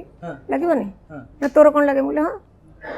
ଗୋଟେ ଜଣକୁ ବାହା ହେଇଛ ବୋଲି ଆଉ ଜଣଙ୍କର ବ୍ୟକ୍ତିତ୍ୱ ଭଲ ଲାଗିବନି? ମ୍ୟାଡ଼ାମ ମୁଁ ଗୋଟେ ଛୋଟିଆ ଧୃଷ୍ଟତା କରିପାରିବି କି ଆପଣଙ୍କ ସହିତ? ଆପଣ ବି ବିବାହ କରିଛନ୍ତି, आपण विवाह कर सारिया परे आपण कहा प्रति आकर्षित ही ना विवाह ନାଇଁ, पर ସେଭଳି ବ୍ୟକ୍ତି ତ ମୋ ପାଖକୁ ଆସିନାହାନ୍ତି, ମୋ ଆଖିରେ ପଡ଼ିନାହାନ୍ତି। के आसना ନା, କୃଷ୍ଣ କେବଳ। विवाह पूर्वरु केवल आपण कृष्ण, विवाह पूर्वरु आपण प्रेम करिसंती कि ना ପ୍ରେମ ବୋଲି କହିପାରିବିନି, ସେଟା ଭ୍ରମ ବି ହେଇପାରେ। भ्रम भी हेई पारे କାରଣ କମ୍ ବୟସରେ ଯୋଉଟାକୁ ପ୍ରେମ କୁହାଯାଉଛି ହଁ। ସେଟା ଭ୍ରମ ବା ଭ୍ରାନ୍ତି ହେଇପାରେ। हाँ। प्रतिभा मैडम आपणकर जीवन नई जिते जाऊला आपण गोटे पर गोटे बड़ पुरस्कार पाउथिले आ गोटे पर गोटे बही लिखुथिले पुरस्कार को लेकर आपण अनेक इंटरव्यू रे निजर मत रखिचंते आपणकर गोटे मत मो मन को बहुत छुईथिला जे जी पुरस्कार पाई जाए ताको अन्य माने कहंती जे को प्रकार रे पाई जाईची आ जे पाई न पारिला पुरस्कार ऊपर प्रश्न उठाए सतरे सेटा पुरस्कार आउ जणे लेखक तार संपर्क केमती ମୁଁ କହିପାରିବିନି, ମୁଁ ଯଦି କହିବି ହୁଏତ ଅନ୍ୟମାନେ ବିଶ୍ୱାସ ନ କରିପାରନ୍ତି। हाँ ମୋ ପାଖକୁ ପୁରସ୍କାର ଅଚାନକ ଆସେ। हाँ ଯେତେବେଳେ ମୂର୍ତ୍ତିଦେବୀ ପୁରସ୍କାରଟି ଆସିଲା, ମୁଁ ଜାଣିନି ମୂର୍ତ୍ତିଦେବୀ ବୋଲି ଗୋଟେ କ'ଣ ପୁରସ୍କାର ଅଛି ବୋଲି, ହଁ। ମୁଁ ଆଶ୍ଚର୍ଯ୍ୟ ହୋଇଗଲି। ସେମିତି ସବୁ ପୁରସ୍କାର ମୋ ପାଖକୁ ଅଚାନକ ଭାବରେ ଆସିଛି, ହଁ। କିନ୍ତୁ ମୁଁ ସବୁବେଳେ ନିଷ୍ଠାପର ଭାବରେ ଲେଖି ଚାଲିଛି। आपण केबे मनरे भाबी नांती जे मु पद्मश्री पाइबी पद्मभूषण पाइबी आपण पाई सारिचंदी ନାଇଁ, କେବେ ମନରେ ଚିନ୍ତା କରିନା? ଜଣେ ମନରେ ଭାବିବ ବୋଲି ହଁ। ସେଥିପାଇଁ ବାର ଦ୍ୱାର ଶୁଣ୍ଡି ଫୁଣ୍ଡା ହେଇକିରି ବୁଲିବ, ହଁ। ପାଖରେ ଲେଖାବ ଧରିକିରି ମୁଁ ଏୟା ଲେଖିଛି ସେୟା ଲେଖିଛି ଅମ କରିଛି ଆଜ୍ଞା ମୋତେ ଏଇଟା ଦିଅନ୍ତୁ, ସେଇଟା ମୁଁ ପସନ୍ଦ କରେ। प्रतिभा मैडम अनेक लोक कहती जे पुरस्कार पाई लॉबी करबा पाई पड़े ସେଇ ଲବି କଥାଟା ମୁଁ କହୁଛି। हाँ ଲବି ହେଉଛି ମଧ୍ୟ, ଲବି ହେଉନି ବୋଲି ମୁଁ କହୁନି, କାହିଁକିନା ମୋ ପାଖକୁ ବି ଲୋକ ଆସୁଛନ୍ତି ସେ ଲବି କରିକି ଆସୁଛନ୍ତି, ମୁଁ ଦେଖୁଛି। କିନ୍ତୁ ମୁଁ ଭାବେ ପୁରସ୍କାର ପାଇଁ ଲବି, ପୁରସ୍କାର ପାଇଁ एकमात्र सर्टिफिकेट ହେଉଛି ତାର ଲେଖା, ତାର ବିଶ୍ୱସ୍ତ ଲେଖା। ଗୋଟେ ରାଇଟର ଯଦି ବିଶ୍ୱସ୍ତ ଭାବରେ ଲେଖି ଚାଲିବ ସେ ପୁରସ୍କାର ପାଇବ। पुरस्कार पाइब मु आ गोटे अध्याय को आसीबी आपण ପୁରସ୍କାର ଯଦି ପୁରସ୍କାର ନ ପାଇଲା हाँ କ'ଣ ହେଲା? हाँ ସମସ୍ତେ କ'ଣ ପୁରସ୍କାର ପାଇଛନ୍ତି, ନୋବେଲ ପ୍ରାଇଜ୍ ପାଇଛନ୍ତି? ଆମେ ଯେଉଁମାନଙ୍କୁ ପଢ଼ିଛୁ ସବୁ ବଡ଼ ବଡ଼ ଲେଖକ ସବୁ ଅଛନ୍ତି, हाँ किंतु दुख रही जाए सेमानक मनरे ଦୁଃଖ ରହିଥିଲେ ରହୁଥିବେ, କିନ୍ତୁ ସେମାନେ ଲେଖା ଛାଡ଼ି ଦେଇନାହାନ୍ତି, କେଉଁଠି ଲବି କରିନାହାନ୍ତି। हाँ ଭାବିଥିବେ ମନରେ। मैडम आपण केबे चिंता करचंती कि जे मु जति लेखा लिखिलेनी से लेखा मध्यरु कोनोसी गोटे लेखा नोबेल भी पाइबा दरकार ना आपण भाबी नांती हास्यास्पद କଥା। हास्यास्पद नोबेल ପାଇଁ ଯାହା ହୁଏ हाँ ଆମ ଓଡ଼ିଶାରେ ଭାରତ ବର୍ଷରେ ହେଇପାରୁନି। हाँ किंतु आपण तो कहचंती जे गोपीनाथ महांती को जदि भलरे पढ़ा जाई थांता ताऊ नोबेल दिया जाई परथांता ମୁଁ କହିଛି, हाँ କିନ୍ତୁ ନୋବେଲ ପାଇଁ ଯେଉଁ ପ୍ରୋସିଡରେ ଯେଉଁ ପ୍ରୋସେସରେ ସେଟା ଯାଏ ସେଟା ଆମର ହେଇପାରୁନି। हाँ ସେଟା ହେଇଥିଲେ ଗୋପୀନାଥ ମହାନ୍ତି पाई परिथांते आपण किंतु आ गोटे कथा भी कहचंती जे आपण कुआडे छोट बेले किंबा बड़ होला परे गोटे बही पढ़ितले कैमेल ना कोन କ୍ୟାମିଲି कैमिली आ सेही बही आपण जेबे एबे पढुचंती लागुचन सेतरे किछि नाही बोली କଲେଜରେ ପଢ଼ିଲା ବେଳେ ମୁଁ ପଢ଼ୁଥିଲି हाँ ଆଲେକ୍ଜାଣ୍ଡର ଡୁମା, हाँ ମୋ ବଡ଼ ଭାଇ ଆଣି ଦେଇଥିଲେ। ବଡ଼ ଭାଇ ବହୁତ ପଢ଼ନ୍ତି, ମୋତେ ଦିଅନ୍ତି, ପଢ଼ିକିରି କାନ୍ଦିଥିଲି। हाँ ଭାବିଲି ଏତେ ସୁନ୍ଦର ଉପନ୍ୟାସଟେ ମୋ ଜୀବନରେ କ'ଣ ଏମିତି ଖଣ୍ଡେ ଉପନ୍ୟାସ ଲେଖିପାରିବି? हाँ ତାପରେ ଏବେ ବହୁତ ବର୍ଷ ପରେ କ୍ୟାମିଲିଟା ମୋ ମନରେ ଅଛି, हाँ ବହୁତ ବର୍ଷ ପରେ ଆଣିଲି, ପଢ଼ିଲା ପରେ ମୁଁ ଭାବିଲି ଏଇଟା ଗୋଟେ କି ଉପନ୍ୟାସ, ଏଇଟା ଗୋଟେ ଆକୁ କ'ଣ ଗୋଟେ ଭଲ ଉପନ୍ୟାସଟେ, ମୁଁ ଭାବୁଥିଲି ଏମିତି ଉପନ୍ୟାସଟେ ଲେଖିବି। एमती लागिला आपण मग्न माटीर कथा जेतेबेले आसे आपण कहू कहू थरे कहि देथिले जे मु जेतिकी गां बुलिछि सेतेबेले थिवा सरकार सेतिकी गां बुली नथिवे सतरे कोन आपण 1999 महाबात्य रे गां गां बुलिचंती बही लेखिबा पाई ନା ନା, ବହି ଲେଖିବା ପାଇଁ କେହି ଗାଁ ଗାଁ ବୁଲେ ନାହିଁ, ସେଇଟା ଭୁଲ କଥା। ସେଇଟା ହେଉଛି ଗୋଟେ ଦୁର୍ବିପାକ ହେଇଛି, ଗୋଟେ ଭୟଙ୍କର ଭାବରେ ଗୋଟେ, ସେଇଟା ମୋ ଏରିଆ, ଆମ ଗାଁ ଏରିଆ ସେଇଟା। ଆଉ बालिकुदारे जन्म आपण ନାଇଁ, ଗାଁ ଏରିଆ ହଉ ନ ହଉ ବି ହଁ। ସେଥିରେ ସେଇଟା ତ ତମର ଖଣ୍ଡେ ଅଂଶ ନା,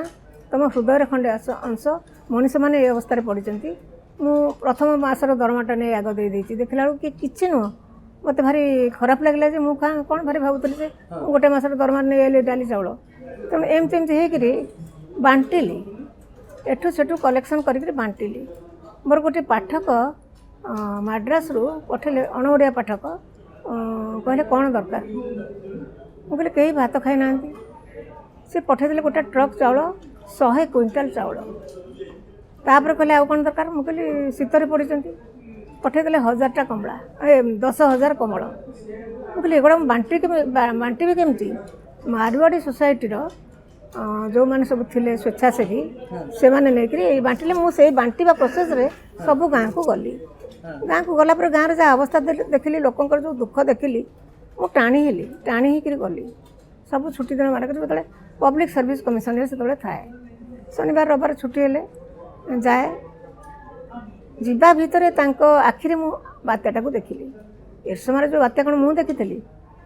आखिरी मुझे बात्या को देखिली स्वामी इंजीनियर आ जोई सेतेबेले सेठी एसपी थांती हाँ एरिया थाए ललित दास सेतेबेले सेठी एसपी थांती जगतसिंहपुर एसपी थांती एगुड़ा साहाय्य कला कहवाक गले मिस्टर राय मत बाध्य कर पठेले कहले तुम जन लेखक जाई देखी आस मुझे मुझे देखी पारि मु तो ये देखुची टीवी रे देखिक मु खाई पारुनी ना नाई नाई आम जीवन काल भितर एभली तो हेनी तुम गोटे लेखक तुम जाओ लिखब बोली जा बोली कहना फिफ्थ डे रे गली तापर तो गली गाँ गाँ बोलिली 4 वर्ष ता भितर मोर भितर गोटे जन्म होची से लेखिकांकर आखि सेठी कोन देखिला जेते कथा देखला सब लिखिची मु मग्न माटी सब लिखिछन सब प्रकार दुख देखिला मनुष्यर जीवन प्रति जो मोह देखिला ता छड़ा जिजी विषा बोली कहि जिजी विषा सबठारु स्ट्रांग ताकू देखिली केमती भाव में लोक साप उपर शोकी पलि आसचंती अथच गोटे लोक जीवन बंचेकी से आसला आ गोटे मोह परिवार मोह भी अच्छी सी जो आसी देखला ता परिवार कहीं ना सी एका बंची जाइए 2 दिन खाईला जो दिया होता खाइबा खाईला 2 दिन खोजी बुलिला कांदिला बोला गला डेई पड़ला बुझिपारे एते कथा आपण करछन प्रतिभा मैडम समस्ते भावंती जे आपण बहुत उपरको जाइचंती किंतु आपणको जीवन में बेसी संघर्ष नथियो मु आपणको जीवन में गोटे कहानी पाइली ए कहानी सत कि नहीं मु जाननी सतरे कोन एमती हेतिला जे आपण जेतेबेले वर्षा बसंत बैसाख लिखिले सेतेबेले जणे प्रेस आपणको ठकी देथिला आ आपण रिक्सा रे बही धरिकिरी जाइकिरी सब पब्लिशर को कहूतिले जे किए छापिबे कि माने एमती किछि कहानी हेतिला कि नाही से भली कहानी हेनी वर्षा बसंत बैसाख जो लिखि सारी मुझे बाहरी को पब्लिशर पाखु जीवी बोली सेते मिस्टर राय कहले को पब्लिशर पाखु तुम जापर ना आम 2 जन चाकरी करछु जनक चाकरी बही छपा हो आउ जनक चाकरी घर चलू जदि ए बही न चलला आमर मूल खर्च जदि न उठिला ताले लेखा बंद दरकार नहीं लिखा एते बड़ कथा कहले आपन को एटा गोटे कमर्शियल कंडीशन गोटे कराला मो संगे बाधिला भितर बाधिला से मुझे गोटे दृष्टि ठीक माने जब बही पैसा नहीं आसो कौन आम खाली दौथु बहीटा छपा हो तो मोर पैसा फेर माने स्वामी कहले बहिरु जदि पैसा आसीबनी ताले आपण लेखा बंद हाँ मूल पैसाटा बही छापिबार पैसाटा से कहले 2टा चाकरी 2टा दरमा गोटे बही छपा हो गोटे घर चलू किंतु जदि बही न माने सक्सेसफुल न हैला मूल पैसा न फेरला ताले दरकार नहीं लिखा सेटा बाधी थिला छाड़ीदेली जगन्नाथ छाड़ीदेली बोले देखा जाऊ मु लेखिका ही बंचुची कि नहीं क्यों जिद्दी आस्थिबो मन जिद्दी तो मन रे आसला छाड़ीबार नहीं जगन्नाथ इच्छा थिला आ सब किछि चाहि प्रथम रो वर्षा बसंत बैसाख एभली हैला माने समस्त आसे खोजिले तापर मते पब्लिशर तो नुहंती से जहाँ को बिकिबा को देइतिली सेल करिया को जहाँ को देइतिली आमे हाथ छापिदेलु सी कहले मैडम आउ किसी लिखिले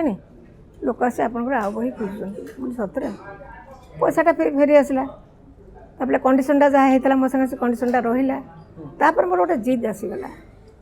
गोटे गछ जिते उठू थाए अल्प उठी थाए से झड़ बात्यार भांगी जाए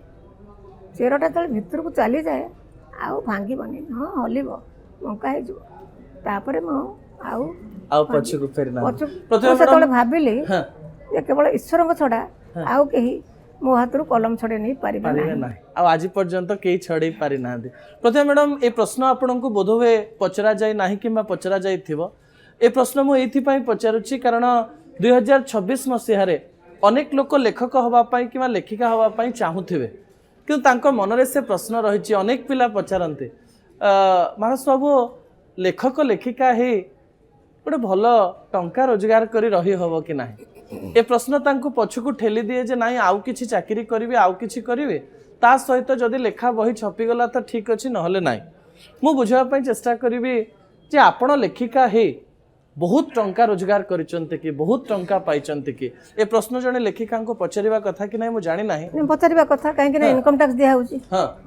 आपण इनकम टैक्स फांकी हेनी इनकम टैक्स मुझे दौर बही तेणु किंतु मु कहबी जे आम देश आम समस्ते पार्ट टाइम लेखक लेखक कहीं आम फुल टाइम लेखक ही बंची पारू ना सत कथा जो पिला माने पचारुଛନ୍ତି ସେମାନେ ଚାକିରି ଭିତରେ ଲେଖନ୍ତୁ ଚାକିରି ଭିତରେ ଲେଖନ୍ତୁ ହଁ ଚାକିରି କରିକି ଲେଖନ୍ତୁ ହଁ ପ୍ରଥମେ ମ୍ୟାଡ଼ାମ ଆପଣ କହିପାରିବେ କି ସେଇ ସମୟରେ ଆପଣଙ୍କର ବହି ବହୁତ ବିକ୍ରି ହେଇକିରି ଆପଣ କେତେ ଟଙ୍କା ପାଇଛନ୍ତି ଏମିତି କହିପାରିବେ କି ନା ସେମିତି ଟୋଟାଲ କହିପାରିବେ ହଁ ତଥାପି ଆକଳନ ଜଣେ କରିପାରିବ ଯେ ପ୍ରତିଭା ରାୟଙ୍କ ଭଳି କରିପାରିବେନି ସମସ୍ତେ ଇନକମ୍ ଟ୍ୟାକ୍ସ ପେପର ମୋ ପାଖରେ ଥୁଆ ହେଇଛି ଆସି ଦେଖି ଦିଅନ୍ତୁ ତଥାପି ଆପଣ ଭଲ ରୋଜଗାର କରିଛନ୍ତି ଆଉ ଆଜି ପର୍ଯ୍ୟନ୍ତ ତାର ରୟାଲିଟି ପାଉଛନ୍ତି ଭଲ ଆସୁଛି ଜଣେ ଯଦି ଭଲ ଲେଖିଲା ରିଟର୍ନ ଆସୁଛି ଲୋକ ପଢୁଛନ୍ତି ମୁଁ କହିବି ମୁଁ ଭଲ ଲେଖୁଛି ବୋଲି ମୁଁ କହୁନି ପାଠକ ମାନେ ପଢୁଛନ୍ତି ବୋଲି କହିବି ସେଟା ହଉଛି ସେଇ ବହି ମାନଙ୍କର ଭାଗ୍ୟ ବହି ଗୁଡ଼ିକ ବି ଭାଗ୍ୟ ନେଇ ଆସିଥାଏ ନିଶ୍ଚୟ ଯାଜ୍ଞସେନୀ ଗୋଟେ ଲଗ୍ନରେ ଜନ୍ମ ହେଇଥିଲା ଯାଜ୍ଞସେନୀ ଯେଭଳି ଭାରତ ବର୍ଷ ସାରା ସମସ୍ତଙ୍କର ପ୍ରିୟ ସେ ହେଇଛି ସବୁ ଲାଙ୍ଗୁଏଜରେ ସେଥିରେ ବୋଧେ ଆପଣଙ୍କ ହଳଦୀ ଲୁଣ ଆଉ ଆପଣ ହାତରେ ଘିଅ ବୁଡେଇ ଦେଇଥିଲେ ସେଇଟା ସେ ଟିକେ ବାସ୍ନା ଥାଏ ବୋଧେ ସେ ମାନସ୍କ୍ରିପ୍ଟଟା ଟିକେ ମସଲା ତେଲର ବାସ୍ନା ଥାଏ ବୋଲି ମୁଁ ଲେଖିଛି ଗୋଟେ କୋଉଠି ସେଇଥିପାଇଁ ପାଠକ ମାନଙ୍କୁ ସେ ବାସେ ଯାଜ୍ଞସେନୀ ଲେଖିଲା ବେଳକୁ ସତରେ କ'ଣ ଆପଣ ଗରମ ତେଲରେ ହାତ ବୁଡେଇ ଦେଇଥିଲେ ଅନ୍ୟ ମନସ୍କରେ ଛେନା ବରା କରିବି ବୋଲି ଛାଣୁଥିଲି ଛାଣି ଦେଇକିରି ଢାଳି ଦେଲି ବେଲାରେ ମୋର ଗୋଟେ ଅବଶ୍ୟ ମୋ ହାତରେ କିଛି ଅସନା ଲାଗିବନି ପାଣି ବେଲାଟା ଭାବିକିରି ହାତଟା ବୁଡେଇ ଦେଲି ହାତ ଫଟକା ହେଇଗଲା ମ୍ୟାଡ଼ାମ ଆପଣ କିଛି ବର୍ଷ ପୂର୍ବରୁ ଈଶ୍ୱରଙ୍କୁ ଖୋଜିବା ଆରମ୍ଭ କରିଥିଲେ ଈଶ୍ୱରକୁ ପାଇଗଲେଣି ତ ଈଶ୍ୱରଙ୍କୁ ଖୋଜୁଛନ୍ତି ଈଶ୍ୱର ଏବଂ ମୃତ୍ୟୁ ଦୁଇଟା ଜିନିଷର ରହସ୍ୟ ମୁଁ ଏପର୍ଯ୍ୟନ୍ତ ପାଉନି ମୃତ୍ୟୁକୁ ତ ପାଇବି ଈଶ୍ୱରଙ୍କୁ ତ ପାଇନି ଆଉ ଈଶ୍ୱରଙ୍କୁ ପାଇନି କେବେ ଦେଖି ନାହାନ୍ତି ନା ସମସ୍ତେ ଯୋଉ କହନ୍ତି ଆଖି ଭିତରେ ଦିଶନ୍ତି ଆଖି ଭିତରେ ଜଗନ୍ନାଥ ଦିଶନ୍ତି କିନ୍ତୁ ସତ ଈଶ୍ୱର ମୋ ଆଖି ଗ୍ରାସ ଠିଆ ହୁଅନ୍ତୁ ସ୍ୱଦେହରେ ମାନେ ଯିଏ କଥା କହିପାରୁଥିବେ ଯିଏ କଥା କୁହା ଈଶ୍ୱର ଆଉ ଯୋଉମାନେ କହନ୍ତି ଆମେ ଠାକୁରଙ୍କୁ ଶେଷ ଈଶ୍ୱର ବହିଟି ଉପନ୍ୟାସଟି ସେ ଈଶ୍ୱରଙ୍କୁ ଖୋଜୁଛି ସେ କହୁଛି ମୋର କଥା କୁହା ଈଶ୍ୱର ଦରକାର ଏମିତି ଖାଲି ବସିକିରି କାଠର ବା ପଥରର ଈଶ୍ୱର ଦରକାର ନାହିଁ କଥା କୁହା ଈଶ୍ୱର ପାଇଯିବେ ବୋଲି ଭାବୁଛନ୍ତି ଲେଖି ଲେଖି ଦ୍ୱିତୀୟ ଅଧ୍ୟାୟ ବି ଲେଖିଦେଲେଣି ଆପଣ ତାର ସବୁ ପଢିଛ ମାନସ ଆଉ ନାଇଁ ପାଇନା ବିଲକୁଲ ପାଇନା ଗୋଟେ ହେଉଛି ଈଶ୍ୱର ପୁରା କହିଲେ ଆଉ ଗୋଟେ ମୃତ୍ୟୁର ରହସ୍ୟଟା କ'ଣ ଜଣେ ମଲେ କୁଆଡ଼େ ଯାଏ ସେ କ'ଣ ଜାଣିପାରେ ତାପରେ କ'ଣ ଘଟୁଛି ଶୂନ୍ୟ ସ୍ଥାନଟା କେଉଁଠି ଅଛି ସେ କ'ଣ ତାର ବାଡ଼ି ବଗିଚାରେ ବୁଲେ ଏମିତି ଗୋଟେ ସ୍ୱପ୍ନ ଚିନ୍ତା ମୋ ଭିତରେ ସବୁବେଳେ ଅଛି ରହସ୍ୟଟା ଭେଦ କରିପାରିନି ମ୍ୟାଡ଼ାମ ମୁଁ ଆପଣଙ୍କ ଠାରୁ ଗୋଟେ କଥା ଜାଣିବି ଯେ ନୂଆ ଯୁଗର ପୁରୁଷମାନେ ଏବେ ଆଉ ବିବାହ କରିବା ପାଇଁ ଚାହୁଁନାହାନ୍ତି କହୁଛନ୍ତି ଯେ ଫେମିନିଜମ ମାର୍କେଟରେ ବହୁତ ବଢ଼ି ଯାଇଥିବାରୁ ପୁରୁଷମାନେ ଅଧିକ ନିର୍ଯାତିତ ହେଉଛନ୍ତି ଆଉ ନୂଆ ମାନସିକତା ମହିଳାଙ୍କୁ ଏତେ ସଶକ୍ତ କରିଦେଇଛି ଆଉ ଆଇନ ତାଙ୍କ ସପକ୍ଷରେ ଥିବାରୁ ପୁରୁଷ ନିର୍ଯାତିତ ହେଉଛି ଆପଣଙ୍କର କ୍ୟାରେକ୍ଟର ମାନଙ୍କରେ ପୁରୁଷ ନିର୍ଯାତିତ ହେଇଛନ୍ତି ନା କେବଳ ମହିଳା ହିଁ ନିର୍ଯାତିତ ନା ପୁରୁଷ ବି ନିର୍ଯାତିତ ହେଇଛନ୍ତି କେତେକ କ୍ୟାରେକ୍ଟର ପୁରୁଷ ବି ନିର୍ଯାତିତ ହେଇଛନ୍ତି ମୁଁ ମାନୁଛି ଏଇ ଯେଉଁ କଥାଟି ଉଠାଉଛନ୍ତି ସେମାନେ ଏକଦମ ସତ ଯେଉଁ ଆଇନଟି ହେଇଛି ସମ୍ପୂର୍ଣ୍ଣ ଭାବରେ ମହିଳାମାନଙ୍କ ସପକ୍ଷରେ ହେଇଛି ମାନେ ପଦେ କ'ଣ ଗାଳି ଦେଲେ ଘରୋଇ ହିଂସା କ'ଣ ପଦେ ମିଛ କହିଲେ ବି ଘରୋଇ ହିଂସାରେ ଜଣେ ବନ୍ଧା ହେଇ ଚାଲିଯିବ ସେଟା ଉଚିତ ନୁହଁ ଅନେକ ସ୍ୱାମୀ କୋର୍ଟକୁ ଗାଳି ଦେଇ ଆତ୍ମହତ୍ୟା କଲେଣି ବହୁତ ସେଟା ବଡ଼ ଦୁଃଖର ବିଷୟ ଏହାର ପରିବର୍ତ୍ତନ ହେବା ଦରକାର ଏ ଆଇନର ପରିବର୍ତ୍ତନ ହେବା ଦରକାର ତାଙ୍କ ପାଇଁ ଯଦି ଅଛି ପୁରୁଷମାନଙ୍କ ପାଇଁ ବି ରହୁ ପୁରୁଷମାନେ ବି ନିର୍ଯାତିତ ହେଉଛନ୍ତି ସେମାନଙ୍କ ପାଇଁ ସେମିତି ହଉ ଘରୋଇ ହିଂସା ବି ରହୁ ଆଇନ ପ୍ରଣୟନ ହଉ ପୁରୁଷମାନଙ୍କ ପାଇଁ ସବୁବେଳେ କୁହାଗଲା if the sky is big half is for girls and half is for boys ମୁଁ ସବୁବେଳେ କହେ କାହିଁକି ହାଫ୍ ସ୍କାଏ ମାଗୁଛ ଅଧା ଆକାଶଟାକୁ ତମେ ଯଦି ସମାନତା ଖୋଜୁଛ ତ ଇକ୍ୱାଲିଟି ଖୋଜୁଛ ତ ଇକ୍ୱାଲିଟି ଖୋଜୁଛ ବୋଲି କହୁଛ ଅଧା ଆକାଶ କରିଦିଅ ମୁଁ ଗୋଟେ ଆକାଶ ଫାଳେ ଧରିବି ତମେ ଗୋଟେ ଫାଳ ଧରିବ ଆକାଶକୁ ମହିଳା ପୁରା ଆକାଶ ମାଗୁଛନ୍ତି ଯେ ପୁରା ଆକାଶ ନୁହେଁ ମୁଁ କହେ why have the sky in both the hands why not whole sky with 4 hands ମାନେ ସ୍ୱାମୀ ପୁରୁଷ ନାରୀ ମିଶିକିରି परस्पर को बुझी समस्ते कहीं पूरा आकाशटा को न धरिबा नारी किंतु पुरुष सहित नुहे पुरुष ठारू आग को जावाक चेष्टा करुछि कि गोटे कथा एत वर्ष धरी सप्रेस कर रखाई नारी को जे से मानसिकता पुरुष मान जो पुरुष मैंने कहते आम निर्यातित होचु नारी मैंने भी निर्यातित होचंती नारी मैंने एत वर्ष धरी निर्यातित हो आसिले पुरुष मैंने प्रकृत में निर्यातित होचंती तेणु आईनटा उभय उभय हवा दरकार परिवर्तन हवा दरकार आपण कौन एबे भी चिंता करती जे जगन्नाथ मंदिर भीतर को सब धर्मर लोक जीवा दरकार मु लिखिছি एबे भी हां लिखिছি एबे भी चाहते हां जेतेबेले लेखा जाइछि जे ता भीतर को जाई परिबे नाही आपण एबे भी चाहते समस्त जान एबे भाबे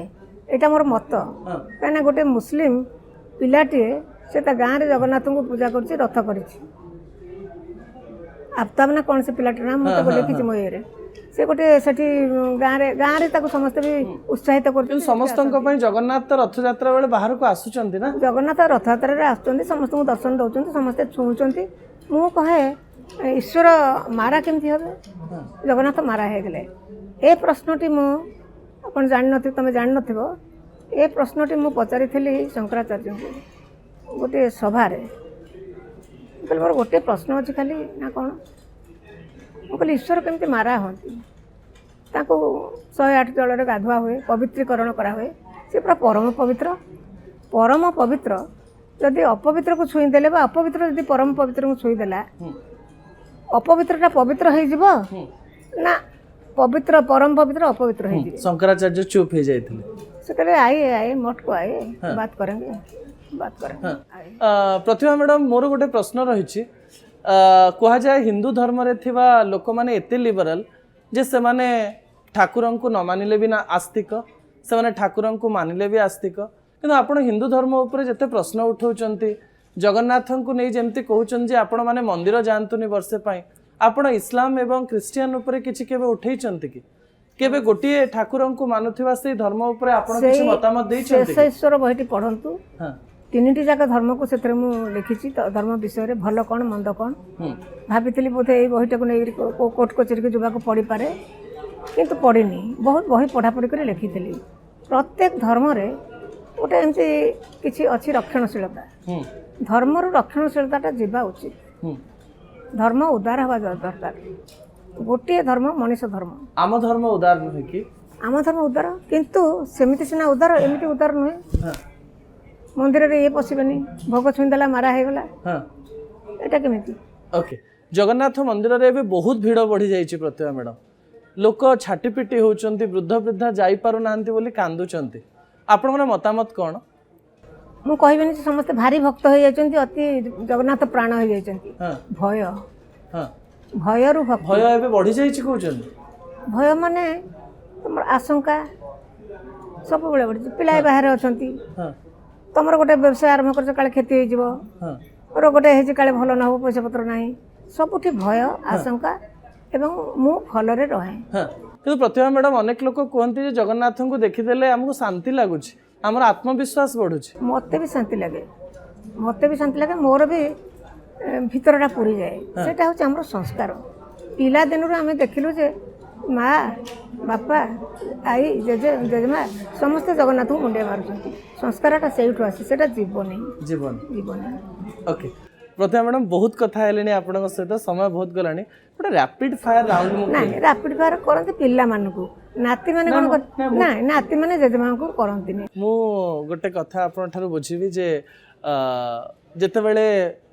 देश रे राज्य रो विकास कथा कहा जाउची से समय सरकार गुड़िकर दायित्व कौन हवा दरकार जने लेखिका कौन भावती कारण आपण भावती गोटे सुंदर विश्वर परिकल्पना करते जोठी गरीब नथिबे जोठी धनी गरीब भितर एते डिफरेंस नथिबो से समय सरकार कौन सतरे एटा कर दे पारिबे सब डिफरेंस हटै दे पारिबे बोली जने लेखिका कौन भावती ताको नै पारिबे सरकार की सरकार तो सोसाइटी सोसाइटी तो करूनी आ सरकार कौन करिवे सब बेले रहिबो धनी दरिद्र पार्थक्य रहिबो किंतु मोर कहवा कथा है जड़े खाइब पिंधिब पढ़िब चिकित्सा पाइब गोटे सुस्थ जीवन यापन कर अंत तो हो तो सेटा हो पारिबो सेटा कहीं हो पारिबो पिठरे कना नहीं पेटरे दाना नहीं शिक्षा नहीं ଦାଣ୍ଡରେ ବସି ଭିକ ମାଗୁଥିବ, ଏଗୁଡ଼ା ଆଉ ଦେଖି ହେବନି ହେଇପାରିବ ନା। ପ୍ରତିଭା ମ୍ୟାଡ଼ାମ୍ ଦି ପୁଅ ଆଉ ଗୋଟିଏ ଝିଅ କ'ଣ କହିବେ ସେମାନଙ୍କ ବିଷୟରେ? ବଡ଼ ପୁଅ ସାନ ପୁଅର ତ ଗୋଟେ କାହାଣୀ ମୋତେ ବହୁତ ଖୁସି ଲାଗେ ଯେ ସେ କୁଆଡ଼େ ରାତିରେ ଆପଣଙ୍କୁ ଡାକୁଥିଲେ ମା ଟିକେ ଆମ ପାଖରେ ଶୋଇବୁ ନାଇଁ କି? ହଁ, ସେ ମୁଁ ଯେତେବେଳେ ଲେଖେ ହଁ ସେ ଡାକିବ, ମୁଁ ଶୋଇଦିଏ, ତାଙ୍କୁ ଶୋଇଦେଲା ପରେ ହଁ ମଶାରୀ ସବୁ ଖୁସି ଖାସି ଦିଏ। ମୁଁ ସେତେବେଳେ ମଶାରୀ ପଡ଼ୁଥିଲା, ଆଜିକାଲି ଆଉ ମଶାରୀ ପକାଉନାହାନ୍ତି। ମୁଁ ଆସିକି ଟେବୁଲରେ ସେଇ ରୁମ୍ରେ ଟେବୁଲରେ ଲେଖେ। ଅନ୍ୟମାନେ ଛୁଟଛାଟ ଶୋଇପଡ଼ନ୍ତି, ଏ ପିଲାଟା ଅନେଇଥିବ, ମା ଟିକେ ଆସ ମୋ ପାଖରେ ଶୁଅ। ମୁଁ ଯାଉ ବାପା ଯାଉଛି ବାପା ଯାଉଛି ଏମିତି କହୁ ସେ ଶୋଇପଡ଼େ। ସେଇଟା ଏବେ ଭାବିଲେ ମୋ ମନରେ ଭାରି ଦୁଃଖ ହୁଏ। ସେତେବେଳେ କଥା ମନେ ପଡ଼ିଯାଏ? ସେତେବେଳେ କଥା ମନେ ପଡ଼େ ଯେ ମୋ ମନରେ ଭାରି ଦୁଃଖ ହୁଏ। ସାନ ପୁଅ ନାଁ କ'ଣ? ତା ନାଁ ଅୟସ୍କାନ୍ତ। ଆଉ ବଡ଼ ପୁଅ ନା? ଅନ୍ୱେଷ। ଆଉ ଝିଅ ନା ଆଦ୍ୟାସ? ଆଦ୍ୟାସ। ଝିଅ ପୁଅ ଭିତରେ ସେଇ ସମୟରେ ଡିଫରେନ୍ସ କରିନାହାନ୍ତି ତ? ମୋ ବାପା କରିନାହାନ୍ତି, ମୁଁ କ'ଣ କରିବି? କେତେବେଳେ ଝିଅ କେବେ କହି ବଡ଼ ପୁଅକୁ ତୁ ବେଶୀ ଭଲ ପାଉଛୁ କି ସାନ ପୁଅ? ସେ କଥା କେହି କହନ୍ତିନି। କେବେ ବରଂ ଦି ଭାଇ କହିବେ ଅପା ପାଇଁ ସବୁ ହବ, ଅପାକୁ ବେଶୀ ଭଲ ପାଉଛ। ମୁଁ ନାଇଁ ବେଶୀ କାହିଁ ଭଲ ପାଉଛି, ବରଂ ଏପରି କହନ୍ତି। ଆପଣ ଆପଣଙ୍କ ଆତ୍ମଜୀବନୀ ଲେଖିଛନ୍ତି ଅଧା? ନାଇଁ ଅଧା ନୁହେଁ, ପୁରା ଲେଖିସାରିଛି? ପୁରା ଲେଖିଛି। ତାଙ୍କ ବିଷୟରେ ମୋର ଯେଉଁ କ୍ଷୋଭ ଥିଲା, ତାଙ୍କୁ ମୁଁ ଧମକେଇଥିଲି, ମୁଁ ଏଗୁଡ଼ା ସବୁ ମୁଁ ଆତ୍ମଜୀବନୀରେ ଲେଖିବି। ସ୍ୱାମୀଙ୍କୁ ଧମକେଇଥିଲି? ସେ କହିଲେ ଲେଖୁନ, ଲେଖିକିରି ତାଙ୍କୁ ବହି ଖଣ୍ଡିକ ଧରେଇଦେଲି। ସେ ପଢ଼ିଲେ ସେଇଟା ଦେଖିଛନ୍ତି, ସେଇଟାକୁ ପଢ଼ିଛନ୍ତି। ଯିବା ପୂର୍ବରୁ ଏମିତି କିଛି କହିଥିଲେ କି ଯାହାକୁ ଜୀବନ ଯାକ ମନେ ରଖିବେ? ସେଭଳି କିଛି କହିନାହାନ୍ତି। ସେଭଳି କିଛି କହିନାହାନ୍ତି। ମ୍ୟାଡ଼ାମ୍, ଆପଣଙ୍କର ଏତେ ବଡ଼ ବହିର ସାମ୍ରାଜ୍ୟ, ଆପଣଙ୍କ ଚରିତ୍ରର ସାମ୍ରାଜ୍ୟ, ଆପଣଙ୍କ ପରେ ସେ ସାମ୍ରାଜ୍ୟକୁ କିଏ ଧରିବ ତାକୁ ନେଇକି ଚିନ୍ତା କରନ୍ତି କି? ସେଇଟା ମୁଁ ଚିନ୍ତା କରେ ଯେ ବେଳେବେଳେ, କିନ୍ତୁ ଭାବେ ଯେ ବହି ମାନେ ତାଙ୍କ ଭାଗ୍ୟ ନେଇ ଆସିଛନ୍ତି, ଯିଏ ସମ୍ଭାଳିବା କଥା ସିଏ ସମ୍ଭାଳିବେ। ଜୀବନ ମାନେ କ'ଣ ଆପଣଙ୍କ ପାଇଁ? ଜୀବନ ମାନେ ହେଉଛି ମୋ ପାଇଁ ପୃଥିବୀ, ବ୍ରହ୍ମାଣ୍ଡ। ମୃତ୍ୟୁ ମାନେ? ମୃତ୍ୟୁ ମାନେ ତ ସେ କହୁଛି ଯେ ମୃତ୍ୟୁଟା ଶେଷ କି ନାହିଁ, ସେଇ ପ୍ରଶ୍ନଟା ମୋ ପାଖରେ ଅଛି। ମୃତ୍ୟୁ ମାନେ ଦେହର ଶେଷ, ସେ ଆତ୍ମାଟା ଅଛି କି ନାହିଁ, ଆପଣ ପାଇନାହାନ୍ତି, କୁଆଡ଼େ ଯାଏ, ପୁନର୍ଜନ୍ମ ଅଛି କି ନାହିଁ। ଯଦିଓ ମୁଁ ସାଇନ୍ସରେ ବିଶ୍ୱାସ କରେ, ଡାକ୍ତରୀ ପାଠ ଅଧା ପଢ଼ା କରି ଛାଡ଼ି ଆସିଛି, ସେ ଦୃଷ୍ଟିରୁ ଦେଖିଗଲେ ଆତ୍ମଫାତ୍ମା କିଛି ନାହିଁ, ମଣିଷ ମଲା ତ ମଲା। କିନ୍ତୁ ତଥାପି ତ ସେ ପ୍ରଶ୍ନ ଅଛି, ଯେଉଁ ପୁନର୍ଜନ୍ମର କାହାଣୀ ଗୋଟେ ବେଳେବେଳେ ଦେଖା ହେଉଛି, ସେଇଟା ସବୁବେଳେ ମନରେ ପ୍ରଶ୍ନ ହେଇ ରହିଛି। ପ୍ରେମ ମାନେ କ'ଣ? ପ୍ରେମ ମାନେ ଜୀବନ। ପ୍ରତିଭା ମ୍ୟାଡ଼ାମ୍, ଆପଣ ଜଣେ ଲେଖିକା ହିସାବରେ ଭାବନ୍ତି କି ଯେ ନୂଆ ଲେଖକମାନେ ଅନୁକରଣ କରିବା ଦରକାର କିମ୍ବା ବହୁତ ବହି ପଢ଼ିବା ଦରକାର? ନୂଆ ଲେଖକମାନେ ବହୁତ ବହି ପଢ଼ିବା ଦରକାର, ତାର ଅର୍ଥ ନୁହେଁ ଅନୁକରଣ କରିବା। ବହୁତ ବହି ପଢ଼ିଲେ ତୁମର ଶବ୍ଦ ଜ୍ଞାନ, ବ୍ୟାକରଣ ଜ୍ଞାନ ଏବଂ କିଭଳି ଜିନିଷକୁ ନେଇ ଲେଖା ହେଉଛି, ଚରିତ୍ର ଚିତ୍ରଣ କିପରି ହେଉଛି, ସେଗୁଡ଼ା ଶିଖି ହେବ। କିନ୍ତୁ ଅନୁକରଣ କଲେ ନାଇଁ, ଅନୁକରଣ କରିବନି। ସେଗୁଡ଼ା ହେଉଛି, ମୁଁ କହିବି ବହୁତ ବହି ପଢ଼ିବାଟା ହେଉଛି ବ୍ୟାକରଣ। ତେବେ ସେଥିରୁ ଅନେକ କଥା ଶିଖିଲ, ଶବ୍ଦ ଜ୍ଞାନ ବଢ଼ିବ ସେଥିରେ, କିନ୍ତୁ ଅନୁକରଣଟା ନୁହେଁ, ଅନୁସରଣ କରିବା। ମୋ ବିଷୟରେ ଜଣେ ଲେଖିକା କ'ଣ କହିପାରିବେ, ଯାହା ଆପଣ ଦେଖିଲେ କିଛି ସମୟ ପାଇଁ? ଆପଣଙ୍କ ଲେଖା ଆଖି ମୋତେ ଦେଖି କ'ଣ କହୁଛି? ଏଇଟା ଗୋଟେ ମୋ ଆଖିରେ ମାନସ ଗୋଟେ ଛଳ କିଶୋର। ମୁଁ ତାକୁ ଯେତେବେଳେ ଟିଭିରେ ବି ଦେଖେ, କିଶୋରଟିଏ ସବୁବେଳେ ହସ କିନ୍ତୁ ତୀକ୍ଷ୍ଣ ପ୍ରଶ୍ନ ଗୁଡ଼ିଏ ପଚାରେ। ସେ ପ୍ରତିଦିନ କେତେ ରିସର୍ଚ୍ଚ କରେ ମୁଁ ସେୟା ଭାବେ। 4-5ଟା ଡିଲିଟ୍ ପାଇସାରନ୍ତାଣି, ଯେତିକି ରିସର୍ଚ୍ଚ କରୁଛି ବିଭିନ୍ନ ଲୋକଙ୍କ ଦ୍ୱାରା। ସେ ଥେସିସ୍ ସବମିଟ୍ କରିଦିଅ। ବହୁତ ଧନ୍ୟବାଦ ମ୍ୟାଡ଼ାମ୍। ଆପଣଙ୍କୁ ଆଜିର ଏ ଇଣ୍ଟରଭ୍ୟୁ କେମିତି ଲାଗିଲା? ଭଲ ଲାଗିଲା, ବହୁତ ଭଲ ଲାଗିଲା। ବହୁତ କଥା ଆପଣ କହିଲେ, ବହୁତ କଥା ଜାଣିଲେ, ବହୁତ ସମୟ ନେଲ, ବହୁତ କଥା କହିଲ, କିନ୍ତୁ ଜଣା ପଡ଼ିଲାନି ନା।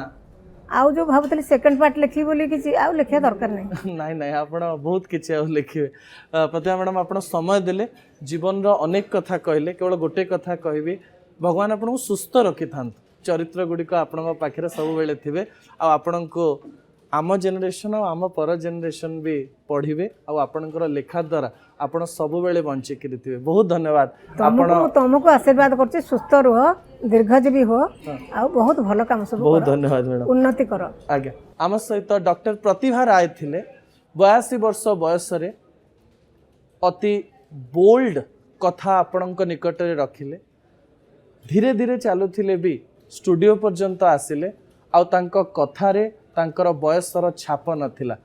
सतरे जड़े लेखिका नुहंती से जड़े विस्मय एवं एई विस्मय को सारा ओडिशा और सारा भारत सबु बेले मन रखियो।